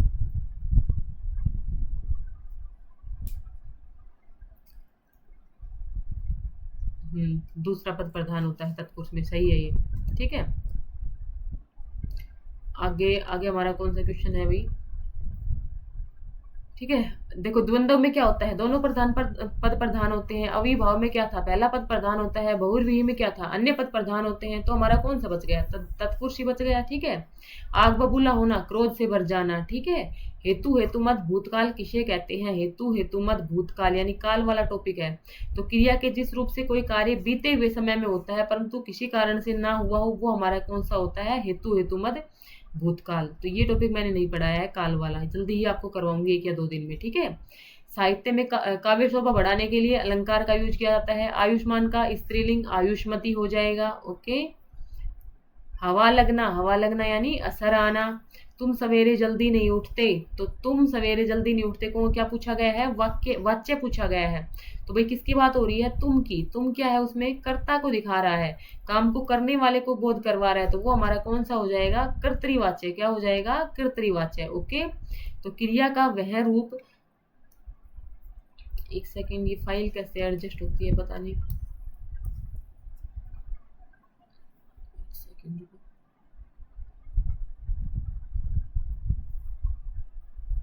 छोटा बड़ा होता है ना, कैसे होता है, एक, हाँ हो गया, ये सेट हो गया। अभी मेरे को ना थोड़ा सा टाइम लगेगा, सीख जाऊंगी मैं इनको। देखो वाच्य क्या था भाई, क्रिया का वह रूप जो यह बताता है कि क्रिया व्यापार का मूल संचालक करता है, कर्म है या फिर भाव है, वो हमारा क्या कहलाता है, वाच्य कहलाता है। कर्तरीवाच्य में क्या थे, जब वाक्य की क्रिया लिंग वचन व पुरुष किसके अनुसार हो भाई, कर्ता के अनुसार हो। जैसे कि लड़का खाना खाता है, तो ये पूरा जो सेंटेंस है इसी के अनुसार है। अब मैं यहाँ पे कर देती हूँ लड़की, अगर मैंने इसको बदल दिया तो ये क्या हो जाएगा, लड़की खाना खाती है, पूरा चेंज होता है ना। तो ये हमारा कौन सा होता है, कर्तरीवाच्य होता है। जहाँ पे जो लिंग वचन वगैरह लगेंगे वो किसके अनुसार लगते हैं, कर्ता के अनुसार लगते हैं, वो कर्तरीवाच्य। जहाँ पे कर्म के अनुसार लगेंगे वो हमारा कर्मवाच्य। जैसे कि दादी के द्वारा कहानी सुनाई जाती है, दादी के द्वारा गाना सुनाया जाता है, तो गाना से क्या हो गया, आगे का सेंस क्या हो गया फ्रेंड्स, चेंज हो गया। तो ये हमारा क्या है, कर्मवाच्य हो गया, ठीक है। नेक्स्ट देखिए भाववाच्य, जहाँ पे भाई भाव का बोध हो, और ज्यादातर आपको ना का शब्द मिलेगा यहाँ पे। मुझसे चला नहीं जाता, राम से टहला भी नहीं जाता, तो ये क्या बता रहे हैं, भाव बता रहे हैं। तो ये हमारे क्या हो गए, भाववाच्य। दोनों हाथ में लड्डू होना, दोनों हाथ में लड्डू होना, किसी से मतलब ना रखना, नहीं ये नहीं होगा। सदा एक सी स्थिति में रहना, नहीं। कथनी और करनी में अंतर, ये भी नहीं होगा। तो इनमें से कोई नहीं इसका सही आंसर हो जाएगा। दोनों हाथों में लड्डू यानी दोनों तरफ की बातें करना। हाथी धीरे धीरे चलता है, तो इसमें क्या पूछा है, क्रिया विशेषण। तो मैंने आपको क्रिया विशेषण में क्या बताया था भैया, आपको क्या निकालना है, या तो आप इसमें किसका आंसर पता चल रहा है हमें, हाथी कैसे चलता है, तो कैसे यानी तरीके का पता लग रहा है, और तरीके में हमारा कौन सा क्रिया विशेषण था, रीतिवाचक क्रिया विशेषण। ओके, लिंग भाषा का एक शब्द है, लिंग कौन सी भाषा का शब्द है, संस्कृत भाषा का शब्द है। Okay, clear. नेक्स्ट देखिए, जिन वर्णों के उच्चारण के समय अन्य ध्वनियों का सहारा नहीं लेना पड़ता, तो सहारा नहीं लेना पड़ता वो क्या होते हैं, स्वर होते हैं, और जिनमें सहारा लेना पड़ता है वो क्या होते हैं, व्यंजन होते हैं। नेक्स्ट क्वेश्चन देखिए, के साथ, के पास, के अंदर, के ऊपर, के नीचे शब्द किस अव्यय के अंतर्गत आते हैं। तो भाई राम के साथ, राम के पास, राम के घर के अंदर, घर के ऊपर, तो ऐसा किसमें दिखाते हैं, क्या दिखा रहे हैं यहाँ पे, संबंध दिखा रहे हैं। क्या दिखा रहे हैं, संबंध। तो ये हमारे क्या हो गए, संबंध बोधक अवयव हो गए। Okay, clear. नेक्स्ट है शब्द का वह रूप जिससे यह पता चल रहा है कि एक है या अनेक है, वो क्या होता है भाई, वचन होता है। जहां से पुल्लिंग और स्त्रीलिंग का पता लगे वो क्या होता है, लिंग होता है। संज्ञा के जिस रूप से क्रिया के आधार का बोध होता है वो क्या कहलाता है, अधिकरण कारक कहलाता है। जैसे कि मेज पर किताब रखी हुई है, मेज पर किताब रखी हुई है। तो यहाँ पे जो पर है वो क्या है, अधिकरण कारक है। ओके, अधिकरण के विभक्ति चिन्ह क्या होते हैं, में या पर ही होते हैं। दूध का दूध, पानी का पानी, यानी दूध भी अलग और पानी भी अलग, तो यानी वो क्या होता है, निष्पक्ष न्याय करना होता है। ओके, नेक्स्ट देखिए, से के द्वारा विभक्ति चिन्ह करण में होते हैं। जिस क्रिया में किसी कार्य की करने की इच्छा प्रकट होती है, तो इच्छा प्रकट होगी वो कौन सा होगा, इच्छा बोधक होगा। ओके, नेक्स्ट देखिए, पूर्णकालिक क्रियाओं में भाई को से ये आते हैं, लेकिन पूर्णकालिक क्रियाओं में क्या नहीं आता, ने नहीं आता। पूर्णकालिक क्रिया क्या बताई थी, वह खाना खाकर चला गया, पानी पीकर सो गया, ठीक है, वो थी हमारी पूर्णकालिक क्रिया। संयोजक, समानाधिकरण, समुच्चय बोधक अव्यय किसे कहते हैं, ये भी मैंने डिटेल में पढ़ाया हुआ है, अगर आप समुच्चय बोधक अव्यय आप लोगों ने पढ़ा होगा तो। दो पदों या वाक्यांशों को जोड़ने वाले अव्यय को क्या कहते हैं, संयोजक, समानाधिकरण, समुच्चय बोधक अव्यय। नेक्स्ट है, खालिस्तान के द्वारा समय का ज्ञान होता है। समय का ज्ञान कौन करवाएगा भाई, कालवाचक क्रिया विशेषण। निकटतम शब्द अवस्था में संबंधित है। अब निकटतम जो शब्द है, अब देखो जब मैंने विशेषण वाला पार्ट पढ़वाया है ना, उसमें अच्छे से करवाया है। निकटतर होता, अगर क्या होता निकटतर, तो हमारा क्या हो जाता, कौन सी अवस्था हो जाती है हमारी, उत्तर अवस्था। कौन सी हो जाती है, उत्तर अवस्था। लेकिन क्या लगा हुआ है लास्ट में, तम लगा हुआ है, यानी सर्वश्रेष्ठ की बात कर रहा है, तो वो क्या हो जाएगी हमारी उत्तम अवस्था। और खाली निकट होगा तो वो हमारा क्या हो जाएगा, मूल अवस्था। ओके, ये जैसे कि इंग्लिश में पढ़ते हैं ना, गुड, बेटर, बेस्ट, वो वाली स्टेज है ये, ठीक है, एडजेक्टिव है ये। नेक्स्ट है संबंध कारक, भाई जिससे संबंध वाक्य के अन्य संज्ञा शब्दों का संबंध का पता चले, वो क्या होते हैं, संबंध कारक होते हैं। तो फ्रेंड्स ये कुछ क्वेश्चन थे जो मैंने आप लोगों के साथ डिस्कस कर दिए हैं, और अब ये थ्योरी बच जाती है, ये मैं आप लोगों के साथ डिस्कस करूंगी। अगर आप लोग अभी तक वीडियो में बने हुए हैं तो वीडियो को लाइक कीजिए। ये जो टॉपिक है वो सारे वही टॉपिक मैंने लिए हैं जो ग्रुप डी के एग्जाम में सिलेबस में बाकायदा रिटर्न में दिए हुए हैं, ठीक है। इस वीडियो से बाहर शायद ही आपका कोई क्वेश्चन जाए, अगर जाएगा तो भी आप लोग अपनी कॉमन सेंस से उसको बना ही लोगे, ठीक है। तो चलिए अब आपको शॉर्ट में बताती हुई चलूंगी, क्योंकि अगर आपको डिटेल में पढ़ना है तो मैंने अपने चैनल पर एक एक टॉपिक बहुत अच्छे से करवाया है, आप लोग वहां से देख सकते हो। अब मैं जो आपको टॉपिक बताने जा रही हूँ वो बता रही हूँ मैं आपको पदबंध। देखिए पदबंध क्या होते हैं, वाक्य में जब अनेक पद मिलकर के एक व्याकरणिक इकाई का काम करते हैं वो क्या कहलाता है भाई, पदबंध। जैसे कि मैंने आपको बताया राम, खाना, पीना, ये सब क्या है, शब्द हैं, लेकिन जब मैं इसको जोड़ देती हूँ कि भाई राम खाना पीना कर कर चला गया, ठीक है, तो ये क्या बन जाता है, एक वाक्य बन जाता है। और जब ये सब जो वाक्य में प्रयुक्त हो गई तब क्या कहलाते हैं, ये पद कहलाते हैं। ओके, और इस पूरी इकाई को क्या बोलते हैं, पदबंध बोलते हैं। अब पदबंध के भेद होते हैं, अगर आप लोगों ने संज्ञा सर्वनाम ये अच्छे से पढ़े हैं तो पदबंध के भेद में कोई भी दिक्कत नहीं आएगी। वाक्य में जो संज्ञा का काम करने वाले जो पद समूह होते हैं उनको तो क्या कहते हैं, संज्ञा पदबंध कहते हैं। राम ने लंका के राजा रावण, लंका के राजा रावण, तो ये हमारा क्या हो गया, संज्ञा पदबंध हो गया, ठीक है। लंदन से आए हुए मेहमान, कहाँ से आए हुए, लंदन से आए हुए मेहमान, ये पूरा किसका बोध करवा रहा है, संज्ञा का बोध करवा रहा है, किसी नाम का बोध करवा रहा है, काम के करने वाले का बोध करवा रहा है, तो ये क्या हो गया हमारा, संज्ञा पदबंध हो गया। सर्वनाम पदबंध क्या होगा भाई, वाक्य में सर्वनाम पद पर जो काम करेंगे, चोट खाया राम, तो क्या हो जाता, संज्ञा पदबंध। लेकिन चोट खाए तुम, ये क्या हो गया हमारा, सर्वनाम पदबंध। तकदीर का मारा मैं, ये क्या हो गया हमारा पूरा सर्वनाम पदबंध। आपके दोस्तों में कौन, कौन भी क्या होता है, सर्वनाम होता है, तो ये क्या हो गया हमारा सर्वनाम पदबंध। नेक्स्ट आता है हमारा विशेषण पदबंध। विशेषण पदबंध में क्या होता है, कठोर वाणी बोलने वाला व्यक्ति, यानी उस व्यक्ति की क्या बता रहा है, विशेषता, कैसी, कठोर वाणी बोलने वाला, तो ये हमारा क्या होगा, विशेषण, ठीक है। सस्ता खरीदा हुआ, कैसा, सस्ता खरीदा हुआ। रात में भौंकने वाला, ये क्या हो गए भाई, विशेषण पदबंध हो गए, ये उस कुत्ते क्या बता रहे हैं, विशेषता बता रहे हैं। नेक्स्ट है क्रिया पदबंध, जैसे कि कहानी सुनाती रहती है, पूरा पद मिलकर क्या बता रहा है, किसी क्रिया के कार्य का बोध कर रहे हैं। उड़ते चले जा रहे हैं, गीत गा रहा है, तो ये हमारे क्या होते हैं, क्रिया पदबंध होते हैं। क्रिया पदबंध जो भाई क्रिया की विशेषता बताएंगे। पक्षी पिंजरे के अंदर बैठा है, कहाँ बैठा है, पिंजरे के अंदर, तो ये हमारा क्या है, क्रिया विशेषण पदबंध है। ओके, तो पदबंध छाटने भी आपको आनी चाहिए, क्योंकि 10 नंबर की हिंदी आएगी ग्रुप डी के एग्जाम में और 15 नंबर की आएगी एस्टेट के एग्जाम में, तो आप लोगों का हिंदी का नंबर कटना नहीं चाहिए, ठीक है।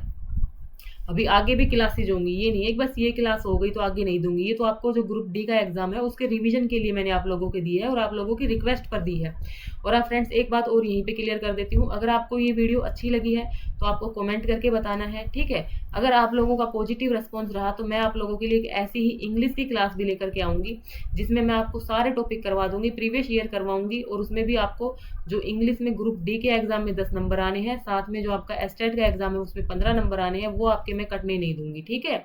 तो आपको कमेंट करके बताना है, जैसा आप लोगों का रिस्पॉन्स रहेगा उतनी ही जल्दी आपको वीडियो देखने को मिल जाएगी, ओके। अब देखिए जो प्रत्यय है, मैंने सारे टॉपिक उठाए हैं जो ग्रुप डी के एग्जाम में पूछे जाएंगे। प्रत्यय क्या है भाई, जो बाद में जुड़ते हैं वो क्या कहलाते हैं, प्रत्यय कहलाते हैं। डिटेल में पढ़ना है तो मैंने प्लेलिस्ट का लिंक डिस्क्रिप्शन बॉक्स में डाला है, आप लोग वहां से जाकर के देख सकते हैं। और अगर आप लोग एस्टेट के एग्जाम की प्रिपरेशन कर रहे हैं तो आप लोगों को पता होगा कि अपने चैनल पर एस्टेट के जो जनरल सेक्शन है उसके नोट्स दिए जा रहे हैं। आप लोगों को मैंने जो नंबर प्रोवाइड किया हुआ है, आप उस नंबर पर कांटेक्ट करके इन्फॉर्मेशन ले सकते हो, और आपको ओनली व्हाट्सएप करना है। वहाँ पे एक बिल्कुल मिनिमम कॉस्ट रखी गई है, तो आप लोग अगर इच्छुक हैं, अगर आप लोगों के पास इतना टाइम नहीं है कि आप लोग नोट्स बना सके और आप लोगों को नोट्स परचेज करने हैं, तो वहाँ से आप लोग परचेज कर सकते हैं। आपको मैं इतना दावे के साथ कहती हूँ कि अगर आप लोग उनको पढ़ लेते हो तो जो आपका जनरल सेक्शन है जो 90 मार्क्स का आएगा उसमें आप 70 के आसपास आराम से स्कोर कर सकते हो, आराम से। अगर आप लोग प्रीवियस ईयर साथ में कर लेते हो तो ऐसा इतना आप आराम से ला सकते हो, ओके। नेक्स्ट देखिए फ्रेंड्स, प्रत्यय क्या थे जो लास्ट में जुड़ते थे, अड़ना प्लस इयल, अड़ियल, तैरना, तैर प्लस आख, तैराक, ठीक है। तो यहाँ से क्वेश्चन बन जाता है कि कृत प्रत्यय है या तद्धित प्रत्यय है, ठीक है। तो अब देखिए कृत प्रत्यय को कृदंत प्रत्यय भी कहा जाता है। जब किसी क्रिया या मूल धातु के साथ प्रत्यय का प्रयोग किया जाता है तो उससे बनने वाला शब्द क्या कहलाता है, कृदंत प्रत्यय कहलाता है। जहाँ पे क्रिया दिखाई दे, अब देखो लेखक है, लेखक किससे बना है भाई, लिख प्लस अक से क्या बना है, लेखक बना है। लेकिन लिख है, लिख क्या है, एक धातु है, ठीक है। अगर इसके अंदर मैं ना जोड़ देती हूँ तो लिखना बनता है, तो ये क्या है, क्रिया है। तो क्रिया से बनने वाले प्रत्यय क्या कहलाते हैं, कृदंत प्रत्यय कहलाते हैं। ध्यान रखेंगे, क्रिया से बनने वाले प्रत्यय क्या कहलाएंगे, कृदंत प्रत्यय कहलाएंगे। उसमें भी कर्तृवाचक, कर्मवाचक, कर्ण वो आपके काम के नहीं है, उनको छोड़ो। अगर डिटेल में पढ़ना है तो प्रत्यय वाला टॉपिक पढ़ा रखा है, वहां से जाके पढ़ लो, ठीक है। तद्धित प्रत्यय जब किसी संज्ञा, सर्वनाम, विशेषण के साथ संज्ञा का प्रयोग किया जाए, ठीक है। सोना क्या है, अब एक क्या है, संज्ञा है, ठीक है। उसके साथ मैंने क्या लगा दिया, आर, क्या बन जाता है, सुनार। तो ये हमारा यहाँ पे कौन सा प्रत्यय है, ये आपको पता होना चाहिए। यहाँ पे कौन सा है, तद्धित प्रत्यय है। कौन सा प्रत्यय है, तद्धित प्रत्यय है। अब जैसे कि मेरा क्या था, दिखावा शब्द है, दिखावा शब्द में कौन सा प्रत्यय है, आवा प्रत्यय है। और प्रत्यय का टाइप कौन सा है, यहाँ पे क्या बना, दिखा प्लस आवा। और दिखा यानी क्या है, दिखाना एक क्या है, क्रिया। तो ये हमारा कौन सा है, कृदंत प्रत्यय है। इस तरीके से आपको पहचानना है। अपना, अपना क्या है, एक सर्वनाम है और सर्वनाम से बन रहा है तो वो क्या कहलाएगा, तद्धित प्रत्यय कहलाएगा। धन क्या है, एक संज्ञा है, तो ये क्या कहलाएगा, धनवान, ये क्या कहलाएगा, तद्धित प्रत्यय कहलाएगा। गरीब क्या है, संज्ञा है, ये क्या कहलाएगा, गरीबी क्या कहलाएगी, एक तद्धित प्रत्यय कहलाएगा, ओके, क्लियर। नेक्स्ट देखिए, नेक्स्ट हमारा टॉपिक आ जाता है संज्ञा। संज्ञा आपको पता है, किसी भी वस्तु के, स्थान के, भाव के, नाम आदि को क्या कहते हैं, संज्ञा कहते हैं। व्यक्तिवाचक संज्ञा, जातिवाचक संज्ञा, भाववाचक संज्ञा। किसी व्यक्ति विशेष का नाम होता है तो क्या कहलाती है, व्यक्तिवाचक संज्ञा। पूरे समूह का, पूरी जाति या वर्ग का बोध हो, लड़की, पंखा, वो क्या हो जाएगी, जातिवाचक। अगर आपको मिले रीमा, सीमा, टीना, वो क्या हो जाएगी, व्यक्तिवाचक। अगर मैं बोल दूं लड़की तो पूरी जाति आ गई, वो क्या हो गया, जातिवाचक। अगर मैं बोल दूं लड़की कैसी है, सुंदर, तो वो क्या हो गया, भाववाचक। भाव उसकी दशा बताते हैं, दुख, अमीरी, ये क्या हो जाते हैं, भाववाचक संज्ञा हो जाते हैं। जातिवाचक संज्ञा के दो भेद होते हैं, द्रव्यवाचक संज्ञा, समुदायवाचक या समूहवाचक संज्ञा। द्रव्यवाचक में आपकी जितने भी जो द्रव्य आते हैं, आपके जो पदार्थ आते हैं, सोना, चांदी, तेल, पानी, गैस, डीजल, ये क्या हो जाएंगे, द्रव्यवाचक संज्ञा। समुदाय जैसे कि जो समूह का बोध करवा रहे हैं, ढेर, गुच्छा, दल, सेना, ये सब क्या है, आपके समूहवाचक संज्ञा है, ओके। संज्ञा को पहचानने के नियम, ये मैं संज्ञा वाली क्लास में डिटेल में करवाए हैं, उनको देख लेना, ठीक है। अगर आप लोगों के पास टाइम है तो एक दिन निकाल करके वहां से कर जाना। अब देखो, सीमा हमारे घर की लक्ष्मी है, तो यहाँ पे अगर आप लोगों से पूछता है कि भाई सीमा में कौन सी संज्ञा है और लक्ष्मी में कौन सी संज्ञा है, तो देखो सीमा हमारे घर की लक्ष्मी है, तो सीमा तो क्या है, व्यक्तिवाचक, किसी एक व्यक्ति विशेष की बात कर रहे हैं। लेकिन मैंने क्या कहा कि हमारे घर की क्या है, लक्ष्मी, उसकी क्या कर रहे हैं, मैं उसके साथ तुलना कर रहे हैं। तो लक्ष्मी क्या है भाई, लक्ष्मी जी तो मतलब माता लक्ष्मी की बात हो रही है तो इससे उसकी तुलना कर रहे हैं, तो ये यहाँ पे किसका काम करेगी, जातिवाचक का काम करेगी। भारत में अनेक जयचंद है, भारत तो क्या है व्यक्तिवाचक संज्ञा है, लेकिन अनेक जयचंद है, जयचंद का मतलब क्या हो गया, वो पूरी जयचंद जाति का बोध करवा रही है। और जयचंद क्या था भाई, मतलब एक चालाक आदमी था, तो ये क्या हो गई हमारी जातिवाचक संज्ञा। आजकल शहर में चोरियां बहुत हो रही हैं, क्या हो रही हैं, चोरियां। तो अगर चोरी होता तो क्या बन जाता, वो भाव बन जाता, ठीक है। लेकिन चोरियां हो गया तो वो क्या बन जाएगा, जातिवाचक संज्ञा बन जाएगा। ओके, तो इस तरीके से आपको ध्यान रखना है। संज्ञा में भी क्वेश्चन आप लोग कभी कभी गलत कर देते हो, नहीं करने हैं। जैसे कि देखो, अब चालाक तो क्या है, विशेषण है, अगर इससे मुझे संज्ञा बनानी है तो क्या बन जाएगा, चालाक की। लेकिन जब मैं इसका बहुवचन बना दूं तो वो क्या बन जाता है, जातिवाचक संज्ञा बन जाता है। बहुवचन बनाने पे क्या बन जाता है, जातिवाचक संज्ञा बन जाता है। Okay, clear. नेक्स्ट देखिए, देश को हानि जयचंदों से होती है, तो जयचंदों में कौन सी संज्ञा है, जातिवाचक। महात्म्य कौन सी है, महात्म्य क्या है भाई, भाववाचक। कौन सी जातिवाचक संज्ञा है, सजावट, गाय, भारत, पश्चिम। क्या पूछा है, जातिवाचक। तो जाति का बोध क्या करवा रही है, गाय करवा रही है। तो सजावट तो कैसी हो गई, भाववाचक। भारत कैसी हो गई, व्यक्तिवाचक। पश्चिम कैसी हो गई, व्यक्तिवाचक। तो गाय का है क्या है, जातिवाचक संज्ञा है। Okay, clear. अब एक छोटा सा टॉपिक और देख लीजिएगा। कुल भाषाएं कितनी हैं, 3000 हैं, ठीक है। और बाकी अगर आप लोग डिटेल थ्योरी पढ़ना चाहते हैं तो जो मैराथन मैंने लास्ट ईयर करवाई थी उनका भी मैं लिंक आप लोगों को डिस्क्रिप्शन बॉक्स में दे रही हूँ। वहां से आपको 1 घंटा लगेगा, 2 वीडियो हैं, आप लोगों की कंप्लीट हिंदी ग्रामर वहां से भी रिवाइज हो जाएगी, ठीक है। तो देखिए, जो सबसे बड़ा भाषा परिवार है अगर वो पूछा जाता है तो कौन सा है, भारोपीय भाषा परिवार है। ओके, ये ध्यान रखिएगा। द्रविड़ परिवार में जो तमिल, तेलुगु, कन्नड़, मलयालम है वो द्रविड़ परिवार में आती हैं।